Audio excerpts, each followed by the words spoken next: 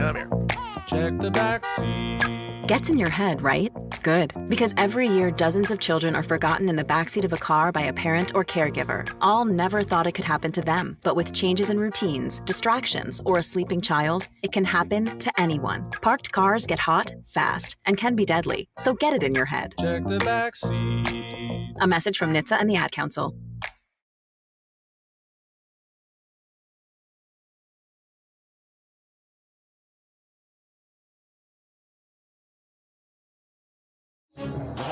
Crossover. Oh, killer crossover. Just crossover. It just crossed him over nastily. Another victim to the crossovers. Cross him up and sit him down. Welcome to the crossover. Glad to have you back with us. And Jack Mitchell I've been in. I don't have to talk about myself in the third person anymore, I guess. In for Connor Happer today. And now it looks like we got John Bishop and Michael Severe. The old team back together in the afternoon. Many people have been demanding it. Finally, your calls. Two old teams. It's like two old teams. Yeah, you're gonna make me turn your microphone on? I got It's a three-way match. Three-way mean, match. Yeah. Because literally, Yeah. the up and like, down was replaced by the side to side. Right, we're playing Well, tic-tac-toe with yeah. co-hosts here. Ironically, It was, the host of Hollywood Squares died. I that's saw right, that. Peter We're Marshall. in our squares right now. Peter Marshall saw passed that. away earlier this week. No, it's been the a great 12-year anniversary was probably 2 weeks ago. Yep. Okay. It was. Of Yep. me jumping over here. I and saw the post from and Kevin. leaving Jack in the lurch. Yep. That very quick mention you had about the Hollywood Squares guy dying. Mhm. Why do older people, why do parents love talking about people that died? That Well, I happens don't all think the we time. love talking about Well, it. It's just we I- It acknowledge happens it. all the time, I am though. not the person that looks at the obits. Neither but do I. everyone in my family and my wife all look at the obits every day No kidding. because they live in the places they grew up. So Oh, they're yeah. looking for Oh, I people see. that they knew growing up. Mm. I just said, Peter, I wanted to be on the Hollywood Squares as a kid. I wanted to be center square. I wanted to be Hollywood Squares guy. So that's why I brought it up. And he was 98. So, I mean, great job for him. I would have guessed he was dead. I thought he was dead too. I said it to Kevin the day I go, I would have lost in that game of dead or alive. Dead or alive, Yeah. yeah. I've noticed it. It happens. My mom, whenever I go home to visit, she's like, "Oh, so and so died." I'm like, Yeah. I don't know this person, but okay. Yeah. No, I don't think it's older people. I just think that's part of our society. Yeah. I always talk about the conversation we had the day, Michael Jackson died. Yeah. That was something we talked about all the time. When some famous person would die, it'd be part of the show. Yeah. I feel like a lot of the times it just happens so out of nowhere. Like my girlfriend's mom the other day, she's like, it was just kind of a lull in the conversation, then non sequitur. Oh, this person died. It's like Why? Nebraska with weather. Yeah. See, now I think of Hollywood. I think of a different version. I think than you guys are talking about. I think of the Jim J. Bullock. Jim J. Oh my Bullock, God, Shadow no. Stevens, Yeah. Paul Rosie Lynn, baby. Paul Lynn, center square. Rosie O'Donnell was on it, I believe. Oh, I remember would say Madam? Gilbert Godfrey did a hell of a center square. Gilbert Oh, really? Godfrey. Yeah. Remember Madam? What's his face in Madam? Oh yeah, what was his name? Something Something in Madam. Yeah, had he the was- real ugly, what was it, paper mache puppet or whatever with the huge nose and the chin and almost looked like a caricature of something you didn't want to mention. But, Right, exactly. Yeah. Did the old version? Did they have? Because like on the version that I recall, which I wouldn't really call the new version, but I think the host was John Davidson of that one. I believe was his name. Yes. Oh, because that's really modern. Yes. Yeah. Well, that that's was not like really 80s. modern. It was like Like late 80s, 1989. right? Because didn't he do like yes, but that's 72 not- 80s? Did you Yeah. just describe 1989 as really modern? Compared, well, when you're born Yes, when it you're born in the is. 60s, yeah, I'd say, hey, when you graduated in 89, it's very modern. I graduated in 87. So we had this conversation earlier at my job. So what are classic songs now? What's the oldies? The oldies are late 80s and 90s. Yes. Yeah, And even and the car shows, they don't allow any cars past 2000 now. Mhm. So everything younger than 2000 is a classic car, Yes. which blows my mind. But It for does. TV wise, I think of the 70s as being, old TV. And then when you get into the 80s and 90s, I think of modern TV, but that's just Sure. me. No, I- but I remember both of those. I just remember the modern version is like they would ask him a question and they had something funny to say. Told but a joke. It felt like it was super scripted. It And was. even at that age, I was like, this is bad. Like each one of these, I was like, these are supposed to be like entertainers. Can they not go off the cuff with something funny? And Well, it never you gotta felt like they remember, did. these were all like D and E list entertainers that were Yeah. on the Hollywood Squares, even back in the day. 'Cause You it's remember- not like Paul Lynde was a A-list Oh no, star. but you remember, you never knew what you were going to hear from the $1,000, $10,000, $20,000 pyramid. Yeah. You never knew it. The dating game, the newlywed game, and the Hollywood Squares. They said the most dirty, raunchy things. You're on forgetting those about shows. the match game. And the match game. All of The those original shows match game. said the most dirty Yes. things. You never knew. I think they had to clean it up as we went along TV wise. Yeah, they probably did. They were trying to be careful. And the episode, the 80s series you're talking about, Jack, was syndicated. Oh, was Yes. it? Yeah. Okay. It wasn't like on what CBS, network I thought it was. Was it CBS? I I thought it was ABC. It might have been. I The thought it was original- CBS. No, it was like it would show like weekday. It was probably like days I was homesick for school. Yeah, like from 3 o'clock in the school, or afternoon. in the summer, like 3 in the afternoon on like USA Network or something is probably where I would watch. You know, you had that routine when you were home from school, and for me in that era, it was Sports Center, and then they immediately went to like the aerobic workout show right after that. And so Denise Austin. Denise, or I can't How old remember. were you at this point? Oh, I was in high school probably. I Oh, was what year are we probably talking? in high school? So probably like 1993-ish. Oh, okay. All right. Okay. 92, and then The Price is Right. Yeah, The Price is Right. That was probably there most of the time. Price is Right was always in that area as well. But you talk about shows that were like pushing the line dirty wise. I remember they also did that on The Love Connection with Chuck Woolery every once in a while too.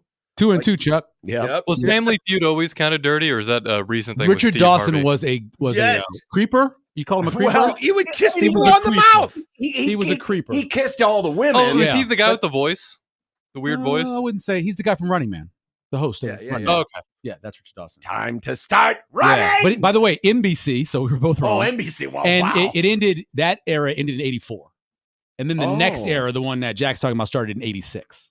Okay, so it was Yep, close. Yep. Oh, yep. wow, they were close.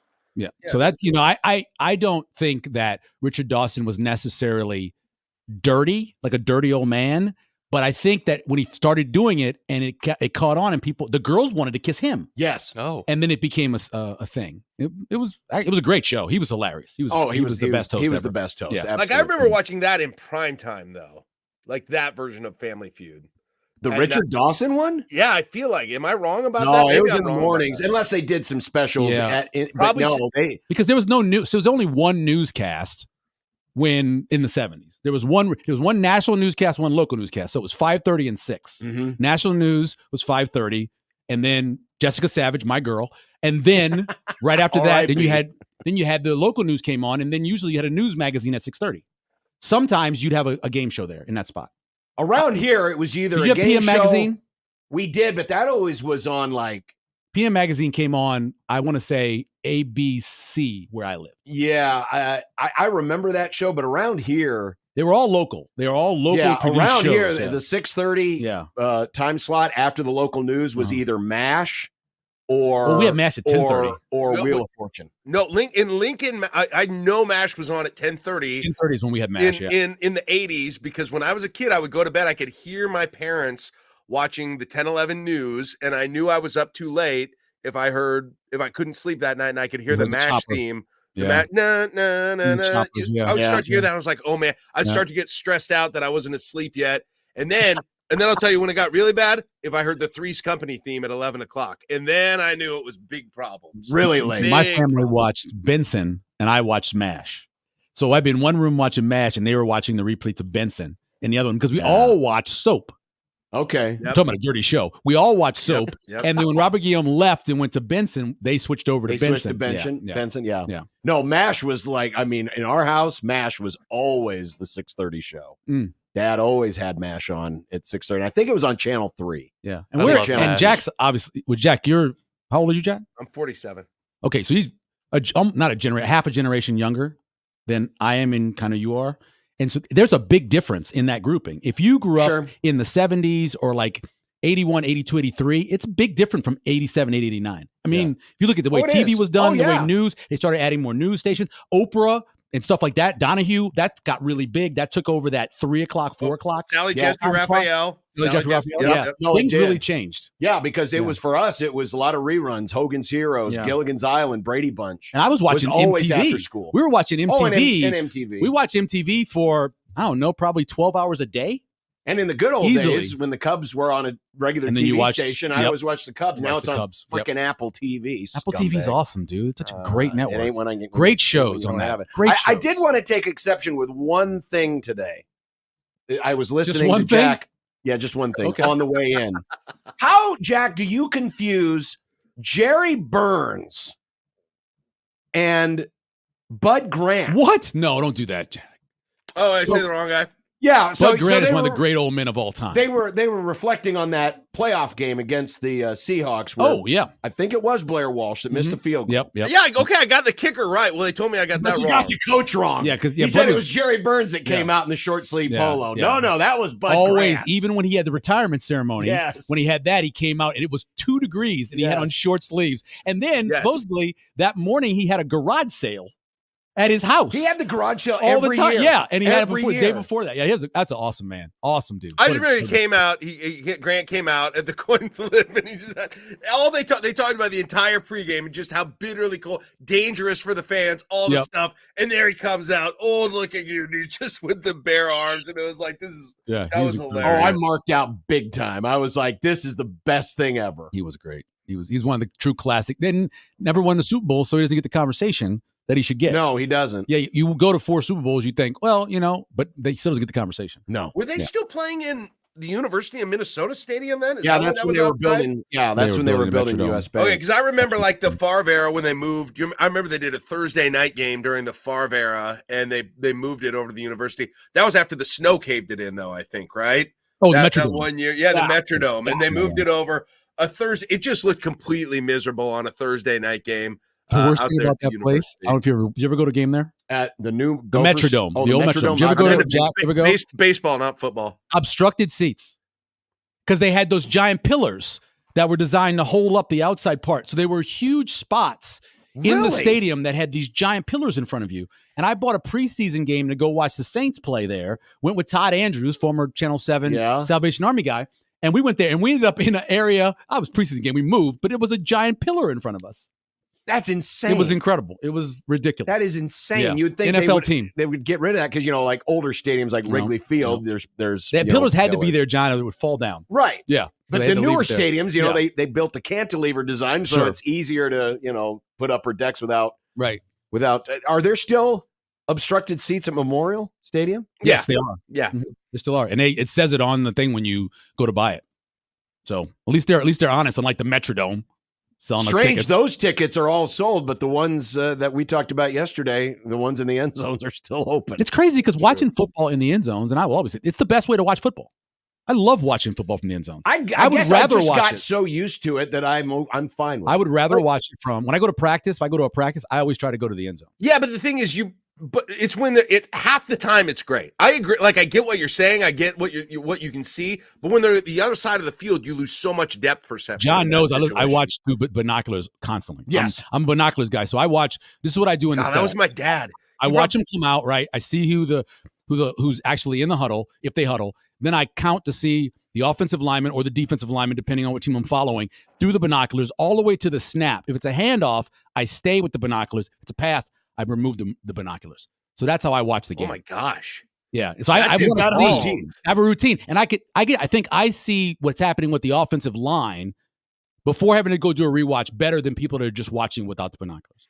Because I see blocks that you normally have to see on replay or watching it a second time because I'm focused in on it with the binoculars. Yeah. It reminds me of going to games with my dad. Like he always brought binoculars to every game, and I bring would- 3 sets. Like I would never even. I didn't know you had 3 I have sets. 3. I have small ones and 2 big ones in my bag. And Yeah. he definitely wasn't watching it as analytically as you were, Michael, but he always had it. Like no matter what you would go to, it was like you never forget your binoculars. Go to anything. I wouldn't even consider that now. Going to a I game. don't know if we ever took binoculars. My mom's husband, her second husband, MC, who got me into the Saints, taking the games, he always had binoculars with him. And so I got them from him. I actually inherited his binoculars with my old set. I have a new set because I got that lens exchange procedure. And then I have a small set in case I forget the other 2 for some reason. The Mike Rozier run was so much better sitting in that end zone because that's where I was when that happened. Oh, yeah. Right. Than Against UCLA? watching against Yeah. UCLA because you saw the whole thing develop. All of a sudden, he takes a pitch, he's going left, and it's Yeah. like, nope, nothing there. Yeah. And then once he reverses field, you can just see everything open up, and you're like, if he just gets one block or makes one move, and sure enough, You know who didn't see it? who? The announcer. Because it was his last year, right? Oh, Bremser? Bremser was. Listen to that call. He has no idea what's happening Well, until the very end where he goes, I blew for his shoes. He scored. Like he had no idea what was happening on that play. I felt bad. I mean, you get old, you can't see anymore. But man, that was bad. Don't be killing my man. It's a bad call. Sounds like he could have used some binoculars. He could have. I don't know. If your eyes are really bad, they don't even work well with binoculars. Blame Kent. He was spotting for him. Yeah, damn you, Kent. Damn you, Yeah, Kent. he probably didn't have the binoculars. Yeah, can I ask you a quick question? Yeah. Because this happened to me on Wednesday. When's the last time you fell down? Like legitimately fell down? Probably this winter. This I winter, probably- like sleeping on probably- ice? Probably on ice. Probably on ice, I would think. I don't think I have just regularly. No, I don't think so. Probably on John? ice at some point. Oh, what was it? Oh, I was in the backyard with Wrigley, and we were doing the thing where, I start jumping around and she's jumping up and all this other stuff. And I'm trying to shuck and move. And for some reason I hit a weird spot in the backyard and I just, boom, boom. This is silly, but I pride myself on having good balance, right? Yeah. I've never fallen on ice. I worked in a purse department for years. I never slipped in the back room. I never slipped on. I mean, it helps anything. when you grow up in New Orleans. I have good Yeah, I was balance. gonna say. Hey, there's a lot of places, a lot of things you can trip over in New Orleans. Yeah, well, I never got caught in a hurricane alligators, either. So yeah, Yeah, it's true. But Random Saints fans going gumbo, gumbo, gumbo. when that was the dog. The dog was Gumbo. Pots of gumbo, actually, just laying in the street. So you're actually right. So I'm walking. I go for a walk every morning, right? yeah. We Walking leave is good for the heart. 5:30, 6 o'clock. We go 8 to 10 miles because I'm getting ready for the march next week. Right. March? So anyway, it rained Tuesday night, so there's mud across the South Omaha Trail. There's this one area just past McDonald's. Anybody who walks the trail knows it's thick mud. It's probably a foot deep. That's how Okay. bad the mud is. But there's a lot of little mud. wall on the side. So I walk on the wall. The dog knows. The dog's walking behind me on the wall. The wall is now broken at the end, so you have to Oh. step off into the mud. And so I'm like, okay, cool. I have good balance. I step onto the mud and I start to fall. Now, I've done, what do you think? 600 weathercasts at Channel 7 warning people to lean forward so you don't fall and hit your head. Mm-hmm. So I adjust to go forward and I fall face first, body first, phone flying into the mud. And it's deep mud. And I am completely covered with like a chocolate, like just thick, gross mud. It's all over me. I'm 3.7 miles from the house. I got the dog with me. Everything, the leash is full of mud. My phone went in the mud. And so I'm like, well, we're going back. I'm walking back. Everybody who walks past me on the trail that morning, they're all like, and we know each other. We see each other every morning. They're all like, what the hell happened to this guy? And I tried to wipe some of it off in grass. And I tried to do all that stuff. And I get back to the house. I go to the hose. I hose down as much as I can. I hose down the leash. I get to the door and my wife's walking out and she's like, what happened? Because the clothes are just covered in mud. Everything about me is covered in mud except for like my face no longer has mud on because I washed it off. And I go, I fell in the mud. And she goes, you never fall. I said, well, this morning I did. I fell and it was Of all it the was a places mess. you did it in the mud. In the mud, Oh, far from home. I can relate. This is probably about 12 years ago. My kids were little. I took them to a Nebraska baseball game at Haymarket Park. There were probably some tweets about this, but it's probably, I don't know, 2012, 2013. My daughter was probably 3. My son was probably about 9. I was like, all right, my wife had something going on. So I took the kids to a baseball game, an April baseball game, and we got berm tickets. We were just going to sit there on the grass. And I remember walked in down the grass and it was there was snow melt, that sort of thing. And one foot goes out from under me. It was wet. You know how those are sloped down. And so feet go in the air and then just, butt into the ground. I slide down on the wet grass and mud. And the visual from the mud on, I'm sure I was wearing cargo shorts, some tan cargo shorts on the time. Like it looked bad. It looked really gross. Like you had pooped or something? Yeah. And so I gotta walk, but I'm in a baseball game. Yeah. And it's in front of a crowd, and it's that super awkward moment. I got my little kids there. They're worried. I'm fine. I'm not like injured, but everyone's like, "Are you okay?" I'm mainly just mad and embarrassed at that moment, and I don't know what to do. And I was just like, you know what? I was like, "We're leaving." What are you They're gonna, like, "Daddy, we're not seeing the you gotta baseball game." I'm like, "I can't stay here. I'm so mad and I'm so frustrated at that point, and it looks like I crap myself. And so we just got out and drove Johnny and Nora back home, and my wife gets home. Did you have a towel for the car? No, I don't have anything. I didn't. I should have. I wish I had a sit towel on the seat. I don't remember what I did. I think I remember. I think I stopped at a gas station. Oh, okay. I seriously think I stopped at a gas station and probably told my son, I was like, I'm not supposed to leave you guys in the car, but stay here for a moment. I got to run in and just like get some paper towels or something. So yeah, that was. But did it make the video though? Did like the TV station catch it? Did anybody catch it on video? I don't think so. It probably was a game that wasn't on any TV. It was probably some like South Dakota UNK or something like that. I don't know. At that point, if that happened to me, I'd probably just hang out and wait for the mud to dry. That's the problem though. When it cakes, it's almost like a cast. Yeah. Like if it's really thick, you can't even bend your leg. I couldn't bend my arm. That was the other thing, was up and down my bare leg. I think I had shorts on too. So and once it hardens, it's a cast. Yeah. You don't want that. I figured you would know this, being a former farm detasseler guy. I never had to detassel. Have you ever stuck your hand up a cow's? I've never had to, but I've seen it done. I've watched it done so many times. It's incredible to watch. Yeah. Do they have the giant glove on or no glove? Glove. Okay. For sure, glove. Yeah. You don't want to do that without the glove. I've seen it both ways, like in an emergency. Oh. That's like a breech calf thing when they're like trying to get the leg and you have to go with the other hand. Honestly, it's just rude not to use the glove. That is true. Yes. Hey, always use the glove. No glove. Kids, no love. use the glove. Use the glove. Yes. Use the glove. Yes. Help control the pet population. This is gross. I can't even go fishing. This is gross, man. I don't even like to bait a hook. Ugh. Are you serious? Really? Oh, you just don't like to get dirty?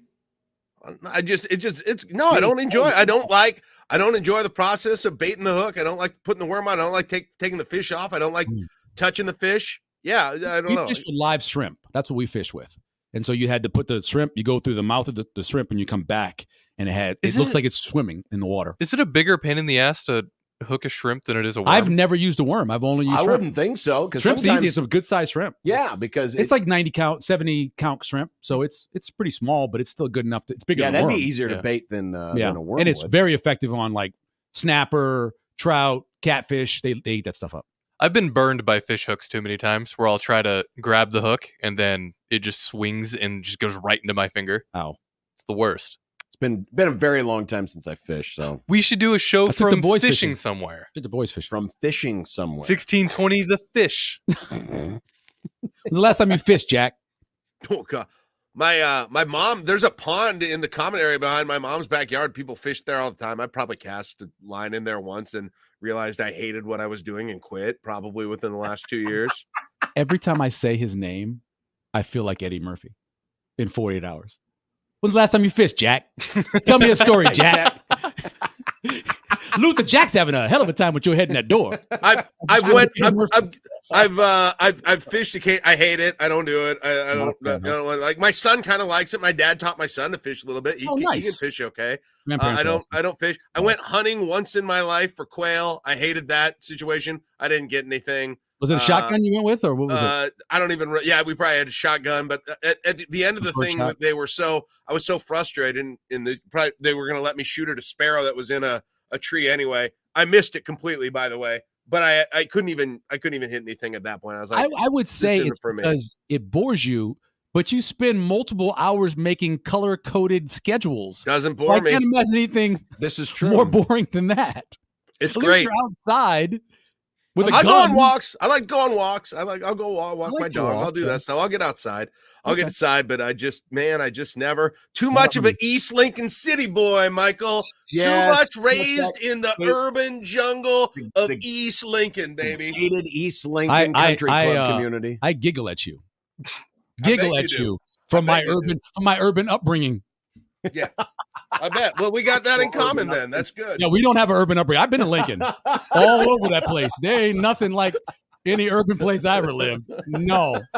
I lived in the Bronx as a little kid, then went to Philly, and then New Orleans. They're nothing the same. I lived in a little more central Lincoln for a couple of years, so keep that in mind too, okay? It wasn't always when he had to slum it in central Lincoln. Oh no. The one time I went to Lincoln for a story at Channel 7 was a massive vandalism at Lincoln East High School. Well, my high school, there you go. Not surprising. Bad vandalism at Lincoln East High School. They had some racial undertones there too. And we did a live shopping out there. And it was like, I was like, is this the bad neighborhood? And he's like, no, I was going to say, going there to vandalize, it's not like there's any trophies. They So- broke in. Oh, that's Oh cold. wow. That's straight. By the way, hold on. There's Just a whole racist undertones, not just straight racism. Like they weren't like they didn't use the N word. Yeah. They made comments that they wrote They on the alluded walls. to the Yes, N-word. Yes, yeah. They number alluded one, to color. John. There's a whole lot of golf and tennis trophies there Yes, for the we're very record. aware. So for the record, and also some stuff in the '70s too. But It wasn't black racism either. Nick. Was it 4 or Hispanic 5 racism. straight polo championships? I can't remember. polo? there's no. Which hand do you have to play polo with, Jack? Listen, I don't know. Which hand do you have to play? Don't even play with one hand. Right. There you go. Good job. Effort. Good effort. I don't even know what polo is. I don't know. I'm allergic to It's horses. a mallet and a ball. Oh my god! You never seen Pretty Woman? No, Woo, woo, I've never woo, seen woo. Pretty Woman. Oh, you Yes. should see Pretty Woman. It's a classic. Ask Christopher Reeve about it. Wow. Well, he was not playing Wow, polo. he was- was he? I I thought don't he think was he was- riding. No, I thought he was riding and he did a jump. I thought he was playing polo. Oh, I is thought that he why did a he jump? got and then into the he fell and wheelchair? hit his Like head. Yeah. equestrian Was he in type a stuff. tree? I Did he thought. hit a tree? He was doing equestrian. Yeah. Oh, I thought he was I playing don't think it was polo. polo. Was Oh. it? I thought it was equestrian. I thought he was doing like horse jumping. Yeah. And the horse stopped and he went over. That's what I think. That was one of the most inappropriate skits I've ever seen in person. Family Guy? When the wife and I we went to Chicago. This was during our honeymoon, and we went to Second City. Oh, yeah. And this was right after that accident Oh, happened. man. Too soon. And they did a skit where, you know, Lex Luthor is in the apartment and, you know, threatening Lois Lane, blah, blah, blah. And Lois Lane says, if only Superman were here. And then all of a sudden they play the music. Ba, ba, da, ba, ba, and it's a long, and you're like waiting and you're waiting. It's like where, and all of a sudden Comes the in a door chair. opens. Oh, that's cold blooded. Superman rolls out. It was an equestrian chair. competition in Culpeper, Virginia. Thank you. Okay, good. yeah. And he basically, his superpower is now to talk Lex Luthor out of doing. That's just It was you guys are horrible. The whole place lost it. That's it was bad. That's way too. That's too much. It was It's really funny. Yeah. It's like horrible. It's really So bad. funny. There's nothing funny about being a quadriplegic. No, I don't know there's not. I No, don't know there's not. personally, but I'm guessing. Nothing funny about Is he it. still alive? No, he died. No, he died. Oh, he He's did super die. He dead. dies of what almost everybody dies of when they're a quadriplegic. Yeah. You got bed sores, or you get an infection, and Okay, I do. Yeah, I think he floated a clot. Yeah.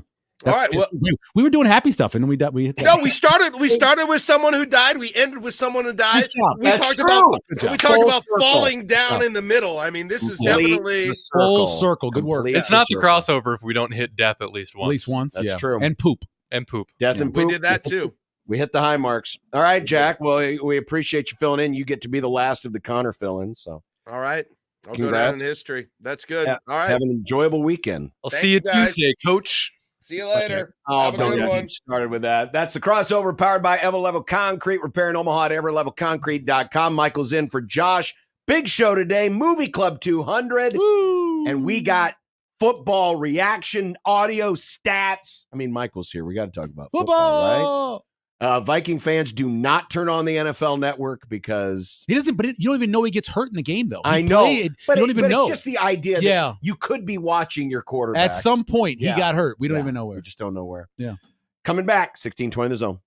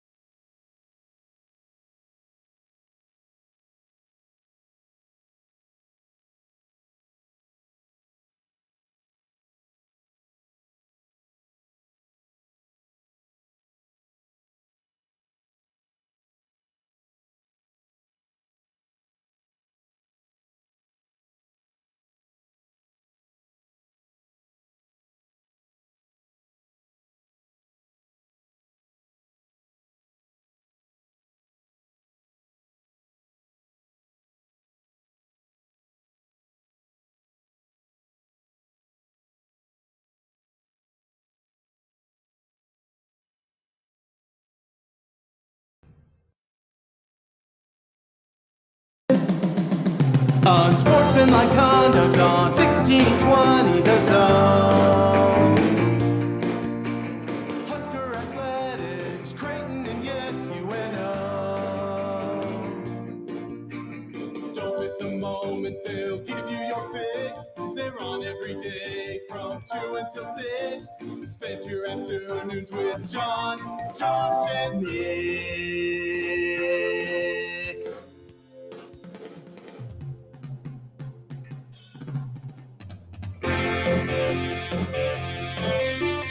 John, Josh, and Nick.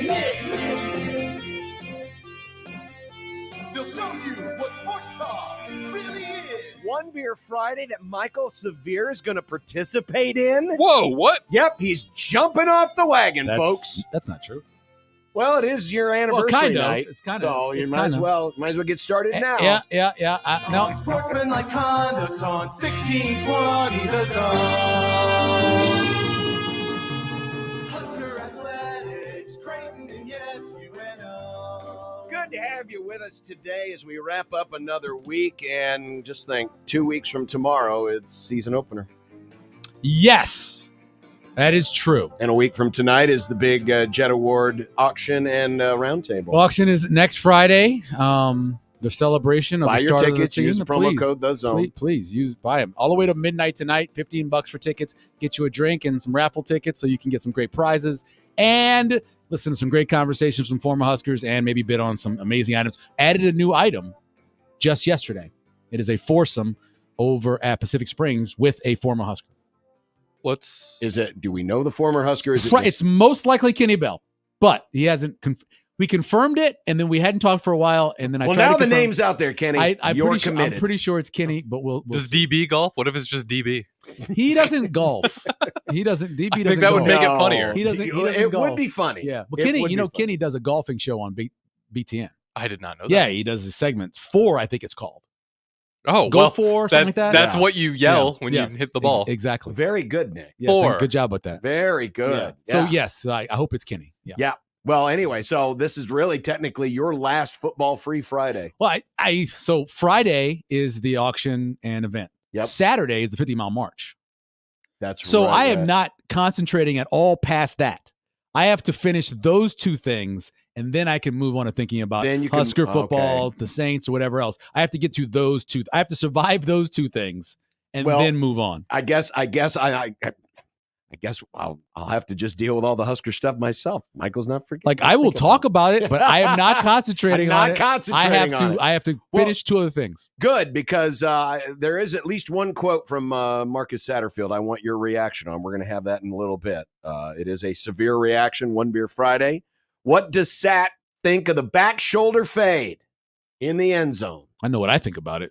Unless you've got Marcus Colston or you have a great big-handed wide receiver who's 6'5". Yeah. Unless you have one of those, I hate it. What's the back shoulder fade? So the idea behind it is you want to get on your hip, your defender. Mm-hmm. If you get the defender on your hip, once you do that, you beat him because all you got now is to the pylon. Mm-hmm. And so you turn to the pylon, come back, turn to the pylon, and catch the ball. Got it. But the timing for it, and a lot of times it's a boot. And so that quarterback's got to get his feet down. He's got to make the right throw. The break's got to happen perfectly. And when it happens, it's beautiful. But the majority of the time, it's an incomplete pass. Thank you. More on that in a minute. We'll have other Satterfield audio as well. We've got a big stat for every Big Ten team. Michael has 16. Is it 16? 18. 18 of Sorry, them. God, I'm getting confused already. 18 stats. Yeah. And I have come up with 18 historical factoids about each team. Nice. So we'll do that in the happy hour today. It is One Beer Friday, and Michael brought the beer. It's called Athletic. It's It is Athletic Brewing. Athletic Brewing. Athletic Brewing. It's an NA. non-alcoholic. It's a non-alcoholic. I haven't had a beer since May 10th of 2002. Not even an NA. Not even NA. There's some really good NAs. Because I never liked beer. Uh-huh. I grew up in a place where we drank real liquor. Yeah. We didn't mess around. That's why I don't drink it What, anymore. MD 2020? We drank real liquor, vodka, Ripple. and rum, and that kind of stuff. We drank that too. Yeah, that's when I was really young. But there's a reason why I don't drink anymore. But anyway, yeah. So I said, I'll be part of One Beer Friday. I look forward I've heard to great this. stories. I've heard great stories about it. People say it's good. No, there's a lot of my girlfriend. She's sober, and she has a bunch of NAs. that I'll I should try try sometimes. Athletic Brewing. Yeah. I didn't do the IPA. It scared me. No, that's fine. I got She, the golden. Start easy. I got the golden. she likes the Rattler a lot.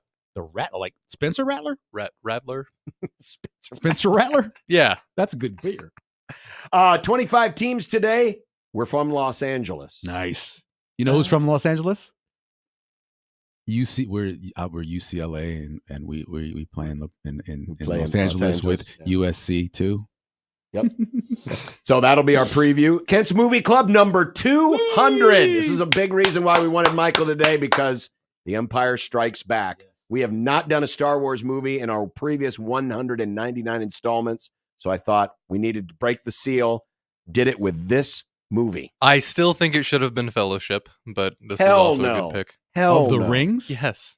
You just want to go for a walk? I go for a walk every morning. I don't know why we got to go for a walk during the movie club. I knew that was Doesn't coming. make any sense. I knew that was coming. Weren't you complaining about exposition? There's a lot of It's not exposition in exposition. these They're movies. just walking without any talking.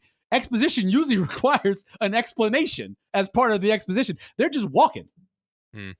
Bad take. It's not a bad. It's a great. There are walking trees in the movie. Yeah, they're called Ents. It's so stupid. But Wait, the trees, walking trees? they're not So you have walking Mountain trees. Dew Man And they- walking and they trees? talk This movie like sounds this. worse They all the time. talk like What is this. this, like a... I am an old tree. I will tell you what you must do. Okay, well, the Ents aren't in Fellowship. They don't show up until Two Towers They're in one of those and stupid Return movies. of the King. My wife loves those movies. I bought her the double box set, which includes 3 Hobbits, 3 Lord of the Rings, and extra stuff. It's ridiculous. There's just ridiculous movies. How many Huskers are going to show up in the NFL draft? Yeah, I got the list. He's got the list. Got a list. We knew we couldn't go a day without Mitch Holtis. Oh, really? Again? Well, that's Chiefs preseason game number 2. Damn. Big chance for revenge against the Lions from last year. Awesome. The Huskers get a title.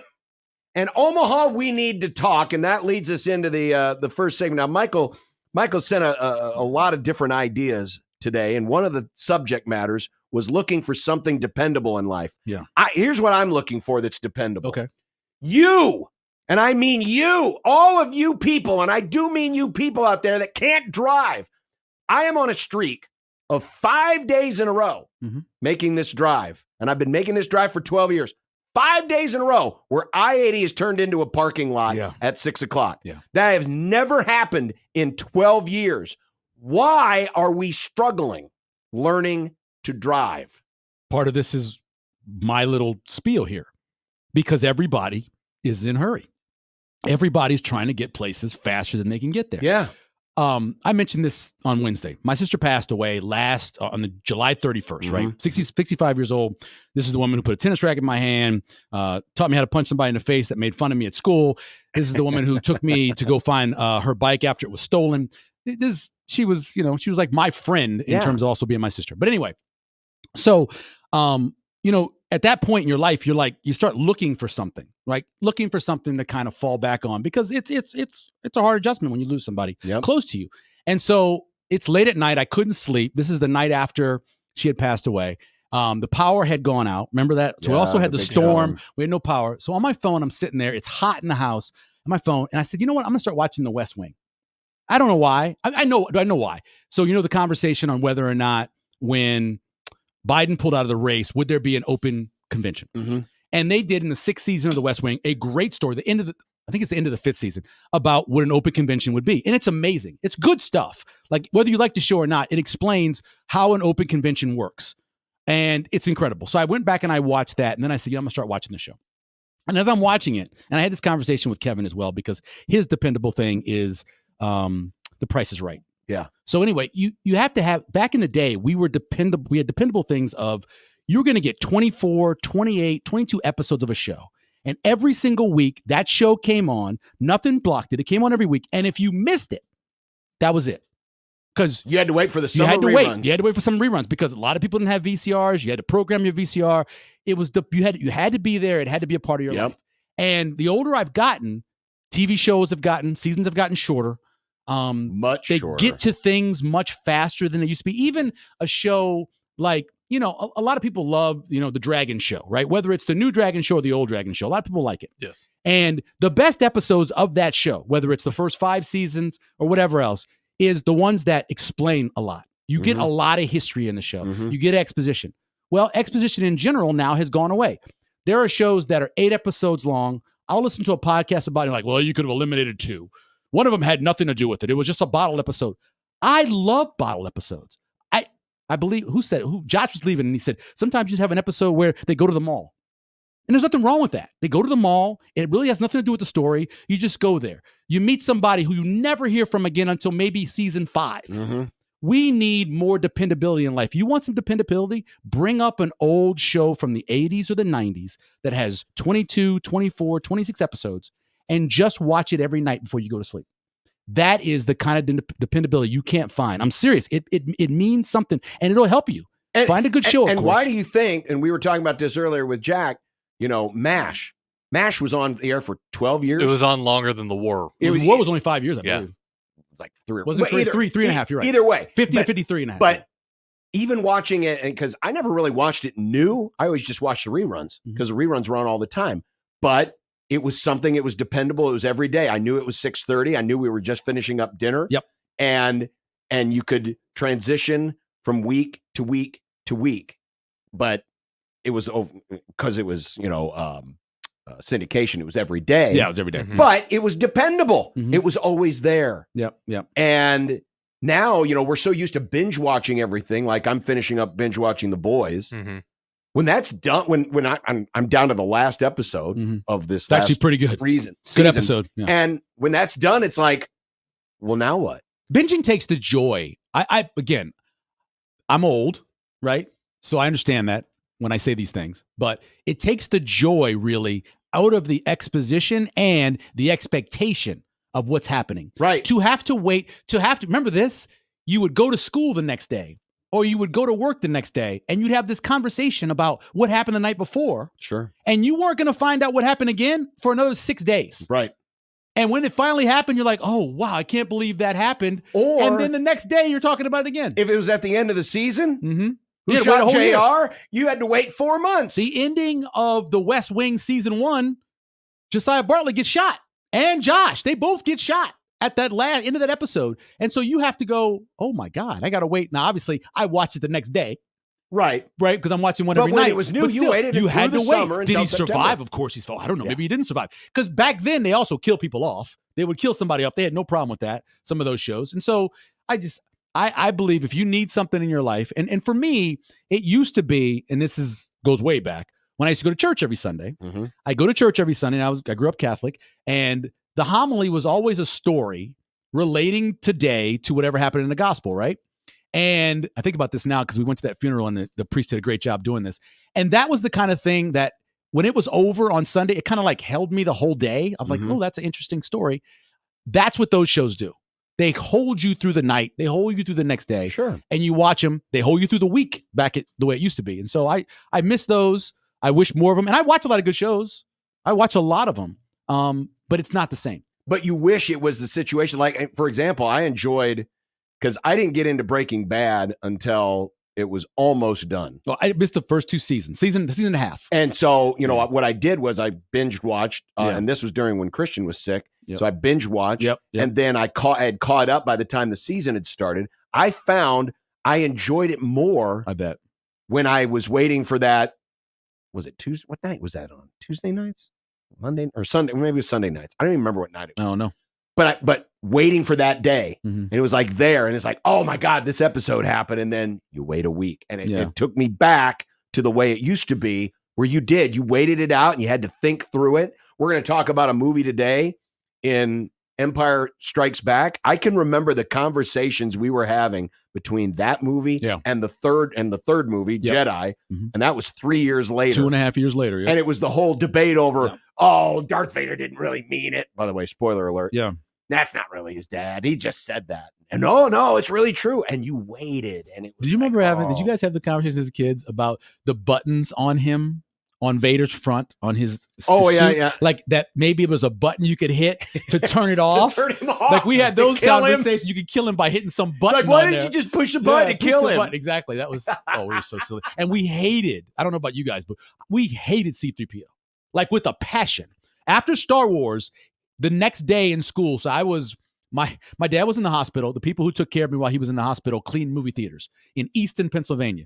And we went to the movie theater, and they go clean, and I go sit in the movie theater. Right. So I was 7 years old, going on 8 years old. I'm watching this movie, and I remember thinking, "This guy is so annoying. I would punch this guy. I'd punch C-3PO. Well, that would I hurt. hated him. He's metal. I know, but I think I could catch him. He's not good balance. But anyway, I remember going back to school. That was in Quakertown, where I was going to school at the time. And we all hated him. We all talked about how much we hated him. Now, I actually liked him, but that was because that was the first voice I could mimic. Oh, really? The that was the first voice. And so my first Halloween, the first Halloween I remember, I went as C-3PO because I had a mask. I'd have punched you. I'd have seen you in the street and punched you. You'd have punched me I'd have anyway. punched you for It that. doesn't matter. Oh, C-3PO is the worst. It doesn't matter. Even rewatching it, night before last, when we watched Empire again with my wife, every time he says something, I'm like, I hate this dude. I can't stand him. And he's in every single movie. And he's in everything. He's even in the cartoons. Well, he's everywhere. You probably didn't recognize him because of the red arm. I recognized him. I love that he says that. You probably don't recognize me because of my red arm. That was a really funny bit. When he steps in between them, when they're having this beautiful moment, I want to get somebody shoot him. And by the way, in real life, that dude's a jerk. Oh, really? And if you ever watch any of Anthony Daniels? Yes, watch any of the documentaries about the movies. He is the worst. He was always mad. I didn't get enough screen time. They changed my lines. And he didn't get. He was in a damn costume, and he was in the movie all the time. Right. He complained constantly about that. There's a great documentary about. And I was going to ask Ken about this. Is about how really without Lucas's wife, the first two movies never are good because she went back and re-edited both of them. Yes, and also she gave him a bunch of tips of things to do, like changing parts of the movie. Anthony Daniels is in those. I think it's a 5-part documentary. Every time you go to him, he's just whining and complaining.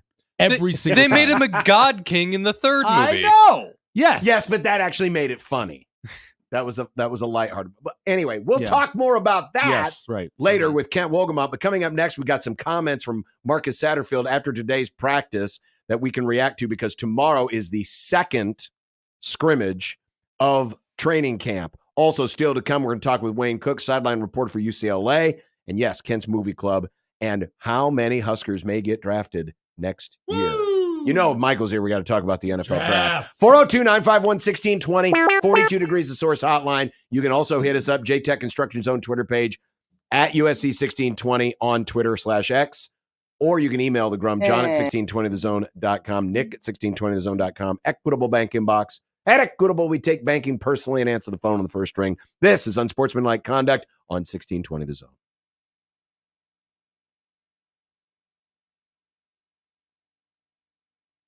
OSI Oakland is hiring maintenance mechanics for second and third shifts with pay starting at $24 per hour and potential to make up to $40 per hour based on skills and experience. OSI Oakland offers great benefits including medical, dental, vision, 401k, and a retention bonus for new hires. Apply now at osigroup.com/careers or call 712-866-1229. Must have ID and wear closed-toe and heeled shoes to enter the plant. OSI is an equal opportunity employer. Bonuses subject to eligibility and program requirements. A team succeeds when they work together. Banking's no different. At UBT, we're in your corner for every financial move you want to make. Your money's backed by a roster of experts who put in the work to know you and your community. So whether you're opening a savings account, buying a home, or planning your future, you always know who to turn to. Working together toward your financial goals. That's a win in our playbook. Union Bank and Trust. Equal housing lender, member FDIC.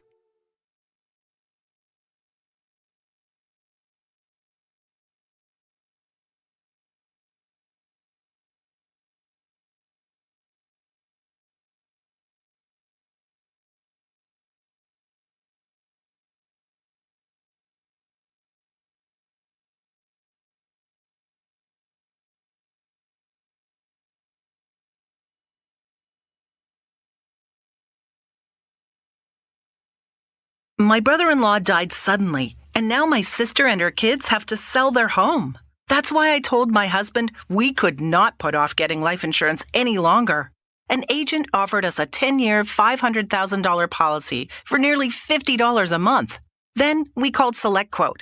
SelectQuote found us identical coverage for only $19 a month, a savings of $369 a year. Whether you need a $500,000 policy or a $5 million policy, SelectQuote could save you more than 50% on term life insurance. For your free quote, call SelectQuote at 1-800-445-6363. That's 1-800-445-6363. Or go to SelectQuote.com. 1-800-445-6363. That's 1-800-445-6363. SelectQuote. We shop. You save. Full details on example policies at selectquote.com/commercials. Hear that? The relaxing sound of ambient music in a yoga class. And if you were here, you'd listen to 15 people taking a deep breath in sync. But you're not here. Because your self-care happens out on the road, riding your motorcycle protected by Progressive. So if you ride, get a quote today and see if you could save with Progressive, America's #1 motorcycle insurer. And find inner peace with a different pose called Palms on Handlebars. Progressive Casualty Insurance Company and affiliates, not available in all states.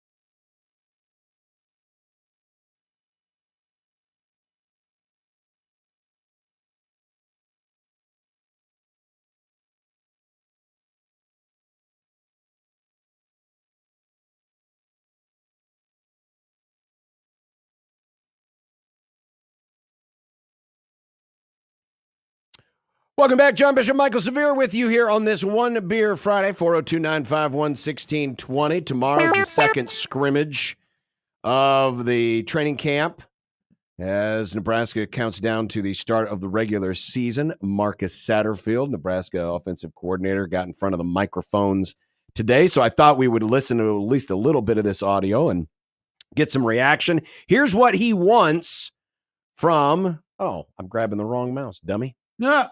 Here's what he wants from scrimmage number 2.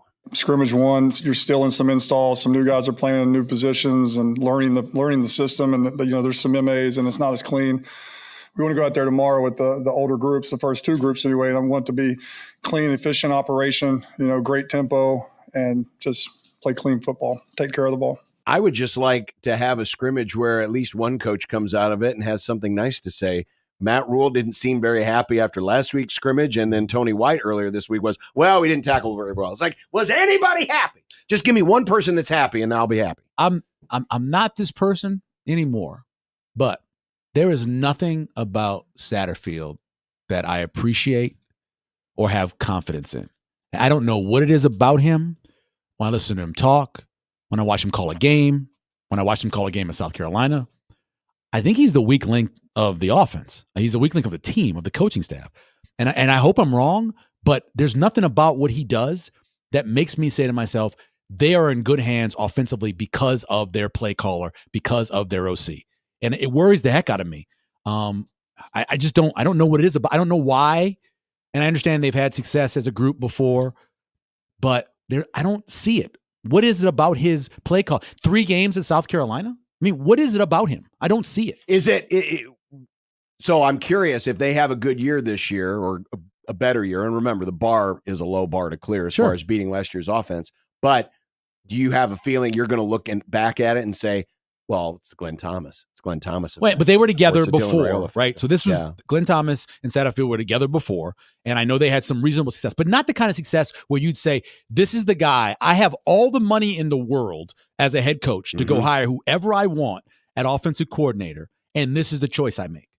Now, maybe there's a comfortability there. Maybe he understands, and maybe Satterfield allows, because there are some OCs that won't take the job if they know the head coach is going to be really involved with stuff, right? If you look at Penn State, they've had 3 offensive coordinators now in 3 years, mainly because every time an offensive coordinator wants to do something on short yardage or a critical time, James Franklin takes over the call. And so it's hard to keep an OC.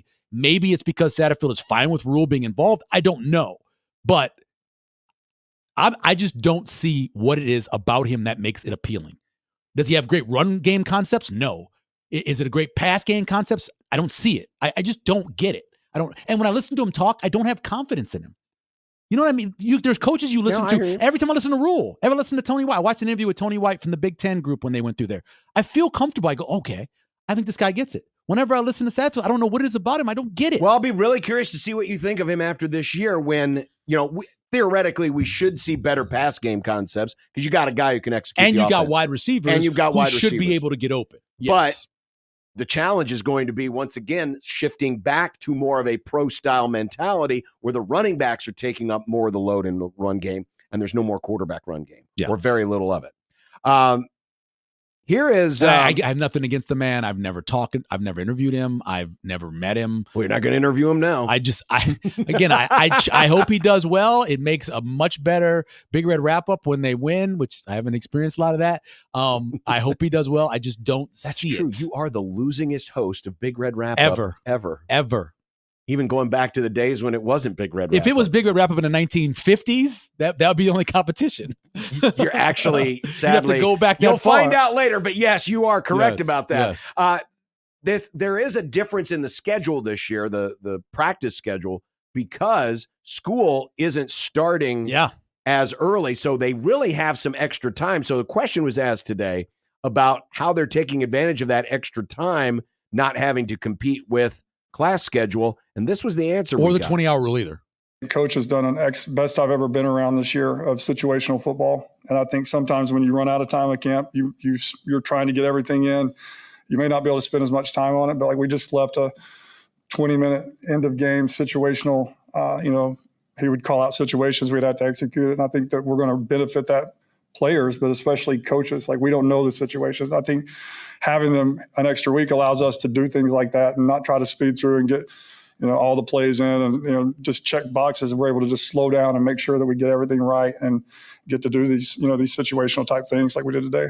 And a lot of those situational things are basically red zone type situations, like 6 seconds left, no time, no timeouts left, or 1 timeout left, 12 seconds. A lot of different things in the red zone that they were working on. I feel so.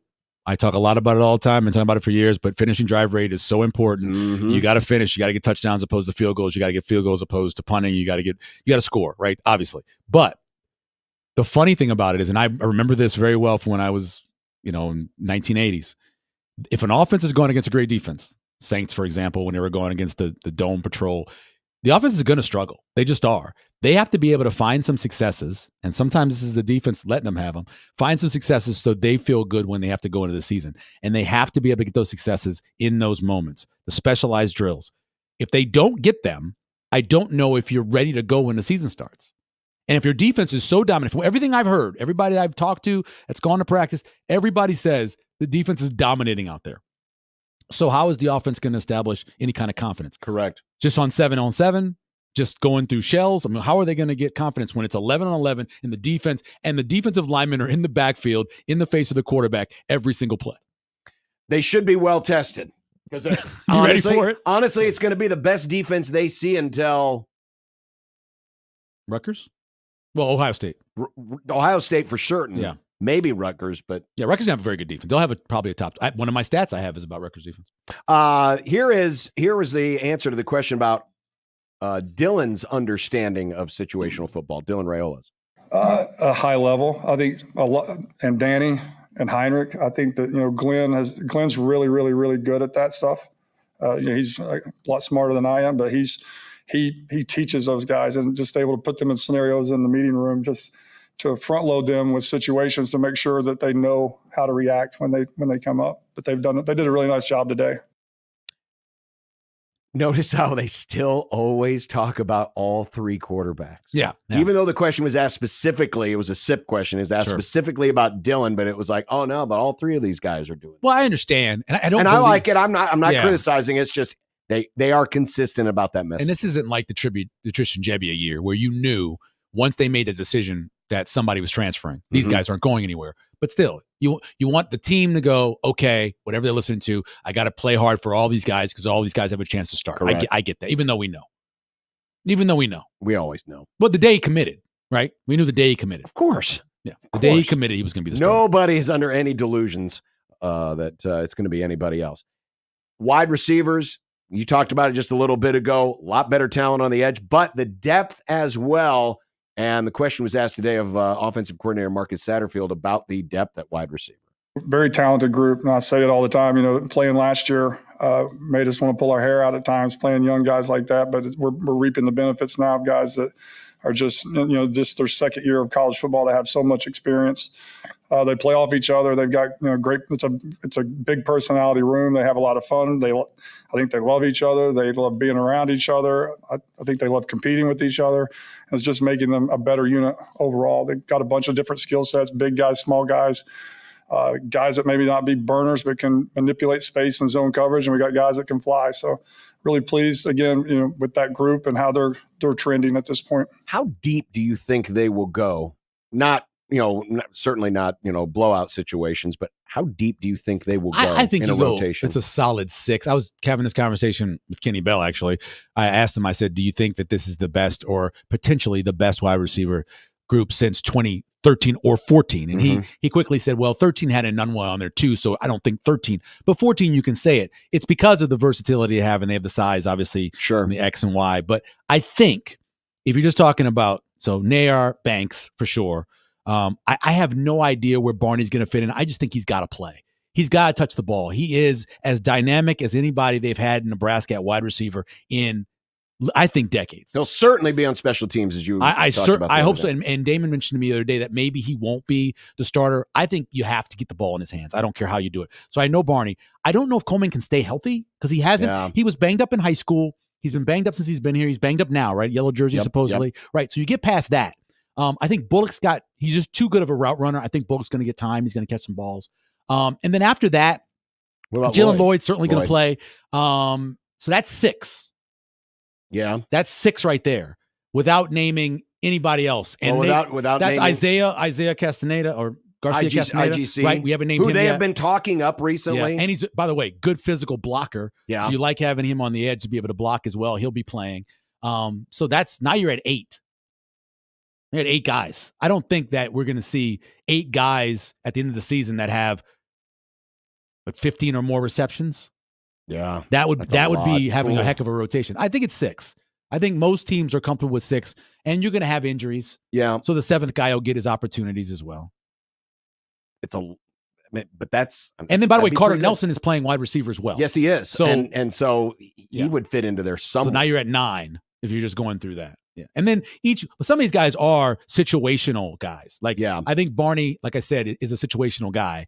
Jalen Lloyd, I'm not saying he can't run the routes because he can't, but he is really a 9. He's a deep threat, right? Did you mention Bonner? I didn't mention Bonner. And Bonner's another guy. And he, again, another situational guy, though. I think you use him more with you want him in the game if you're throwing screens because he can block. Mm-hmm. You want him in the game to do certain things, especially if you're bringing him in motion.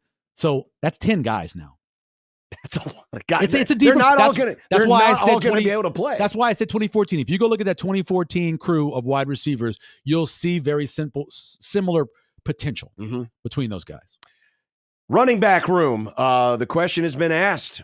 How is Dante Dowdell? A few months ago, there were a lot of folks thinking he might just walk in and take the starting job when he came over from Oregon. Well, he's kind of fallen off the radar. He was asked about today. I had a really good week last, probably 7, 8. I don't know if it's a week because my days are running together, but last 7, 8 practices, he's running the ball really, really hard. He's hard to tackle. I don't think, if he gets past that box, DBs do not want to tackle him. I mean, he's getting downhill.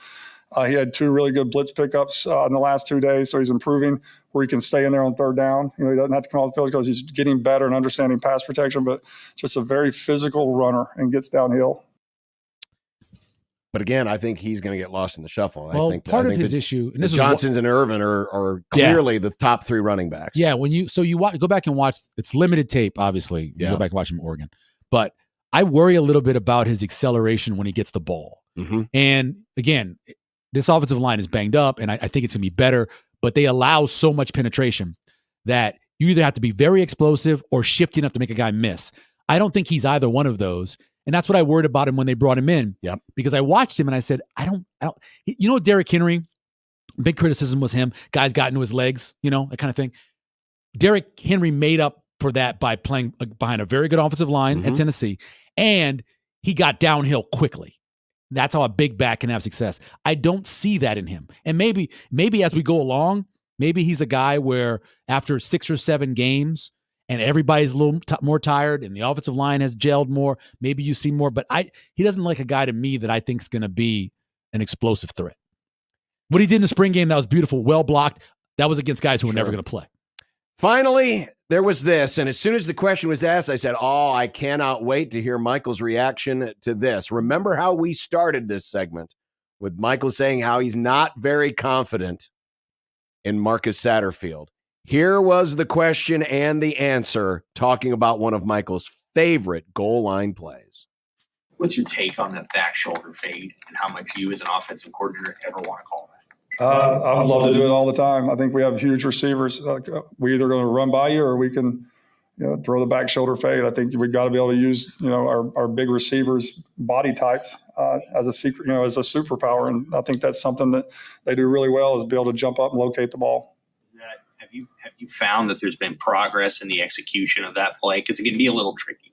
Yeah, we've been throwing those since day one of spring. So feel really good where we are with that. So you can look forward to that. Well, it's timing play, and everything's got to go right. Yes, it does. And the wide receiver's got to run a great route, and he's got to sell the up the field move to the cornerback, and you got to hope the cornerback isn't thinking it and trying to anticipate it and pick it off. I'd rather give me a bunch set. If we're talking goal line, give me a bunch set, and whoever is the inside of the bunch set somehow makes his way to the outside. The outside of the bunch set goes inside. The middle of the bunch set sits down. That's almost impossible to defend. You run a bunch set right, you got a good pinpoint quarterback, you're going to score. That's what I want to see. That's the play down by the goal line. I don't want to see you having to throw the ball either halfway across the field or even more so if you're on the other hash mark and having to make that throw. I certainly don't want to see you waggling with a blocker or going naked and having to make that throw either. I don't like any of that. Bunch sets. Look at Minnesota.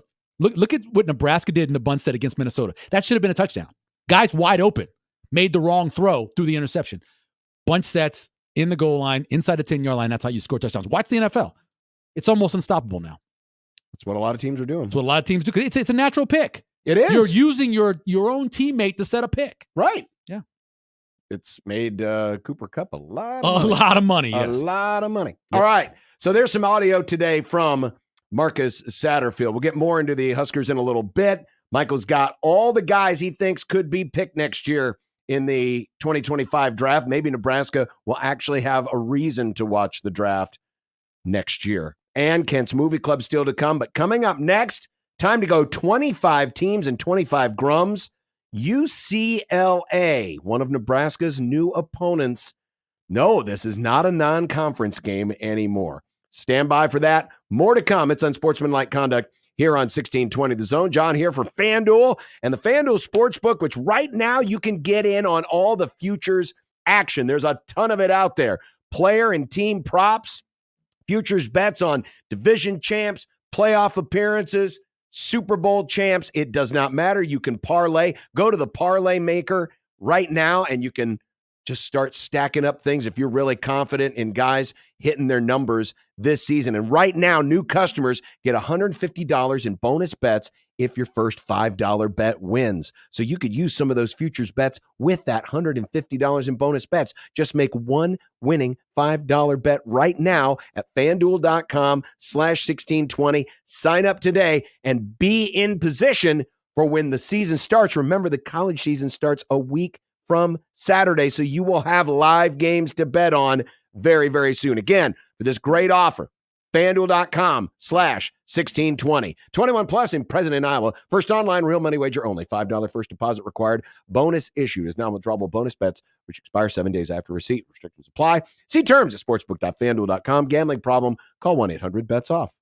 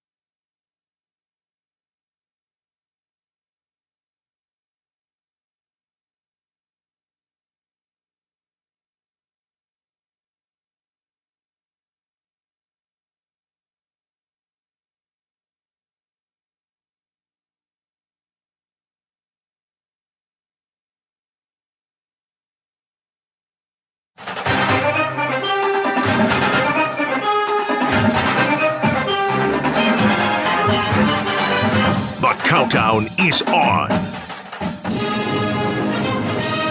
Warren staying in the pocket. Staying in the pocket.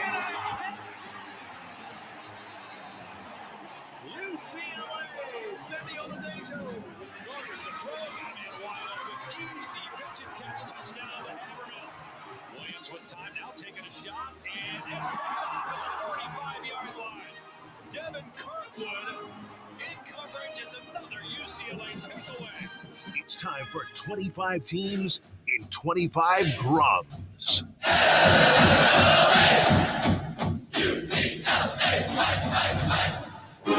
Wayne Cook, who's heard that song many a times, former Bruin quarterbacking legend, and now on the sidelines for the Bruins radio network, joining us on the 42 Degrees of Source hotline to help us preview the UCLA Bruins. You know, it used to be back in the day when Nebraska and UCLA would play, and they played a lot. It was always a non-conference game.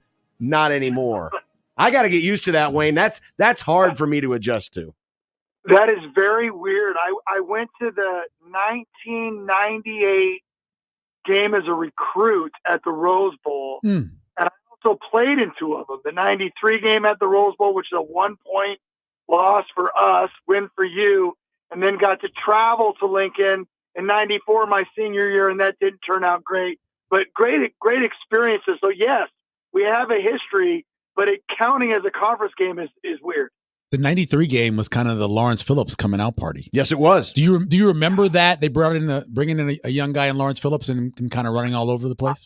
I really don't. It was funny because we had a very young, good running back that year too, Skip Hicks. Yeah. That touchdown that was called back for holding, and in a game that was a 1-point game. What a great game. I mean, that year you played for the national championship, and if I remember right, you had a chance to kick a field goal to beat Florida State.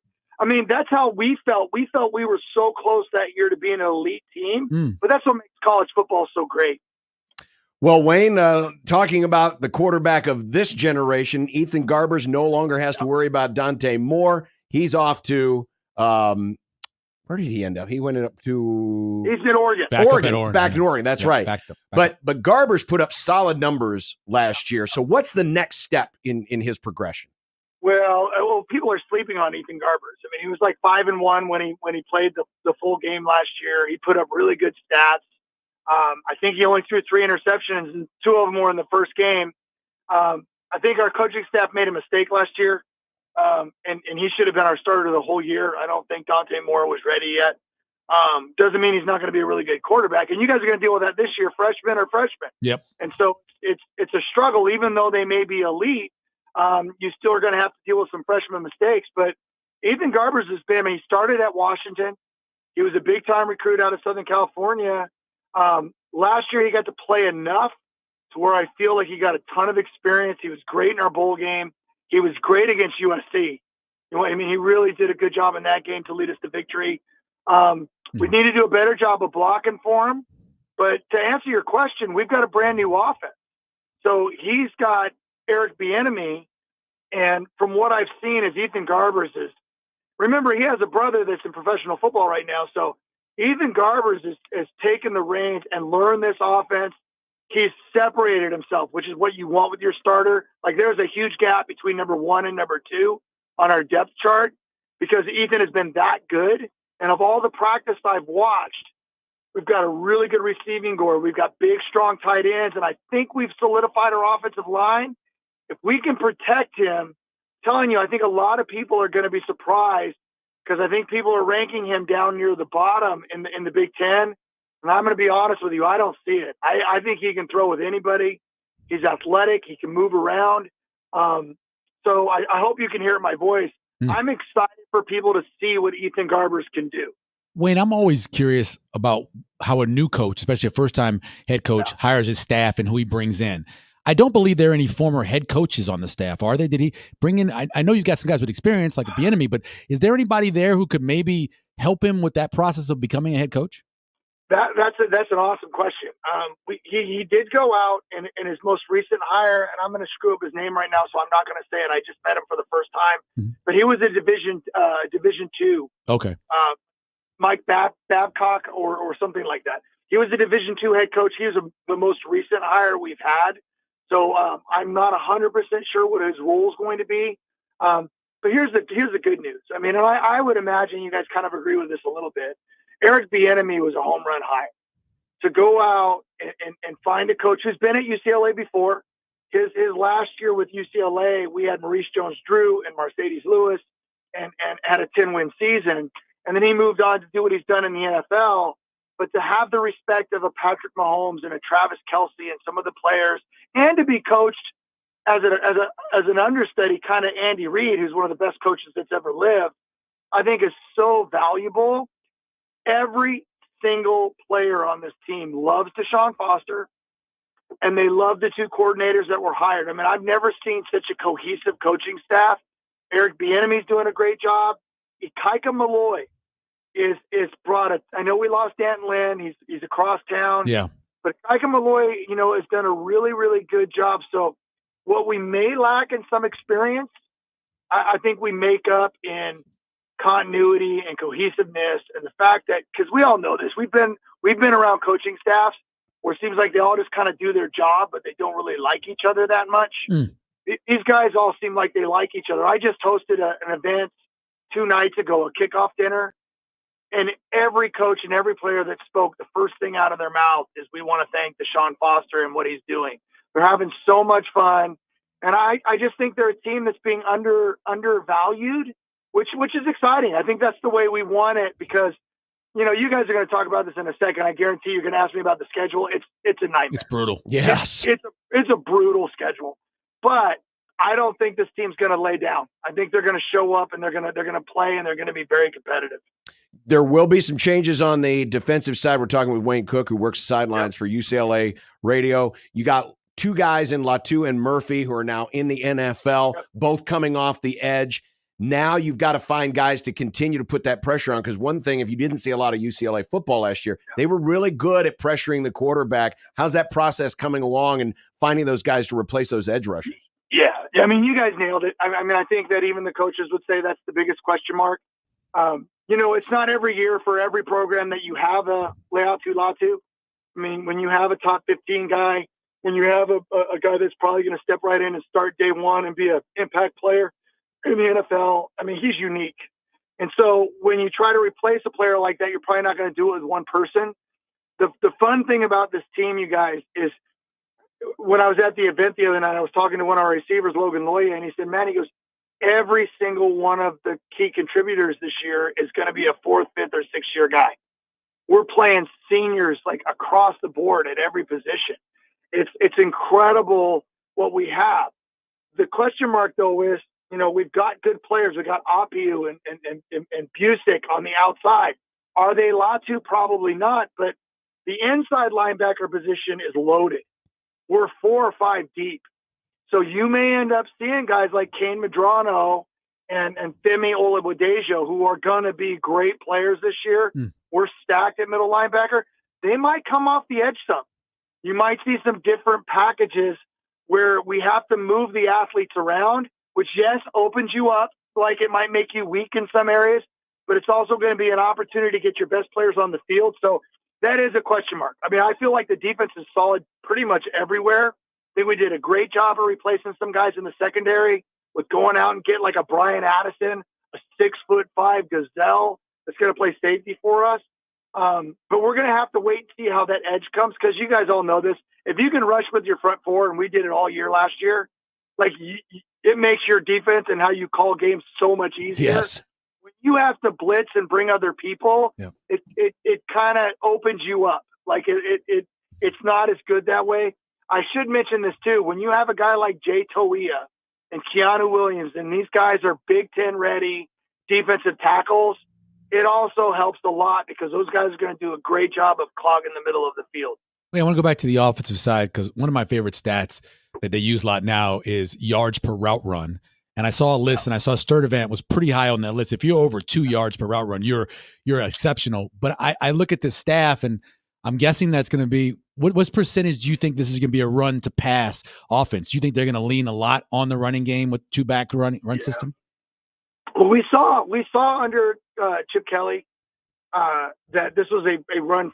Well, it felt like we were a run first team. Yeah. And when we threw the ball a lot to our tight ends and our slot receivers more than we did our outside receivers. J. Michael Sturdivant is a guy with all kinds of talent, and he was able to. It was better when Garbers played, because for whatever reason, Garbers naturally wants to throw to those outside guys. So he included everybody.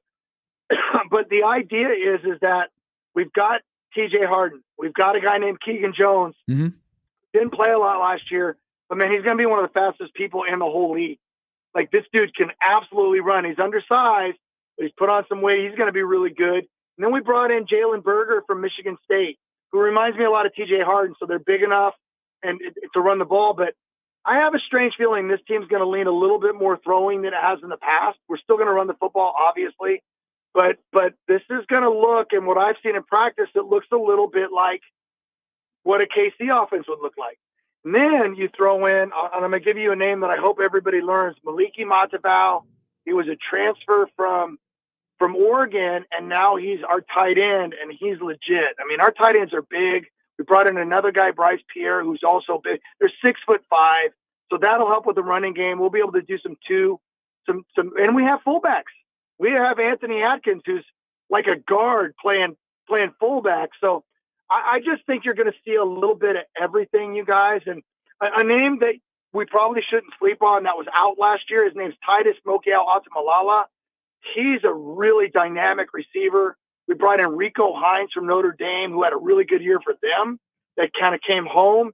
He's been really good. Logan Loya was great last year. So the weapons are there. The question is can the guys up front block? And if they can, we brought in some transfers. We've got 4 seniors and a junior starting up front. If they can do their job, then it's game on.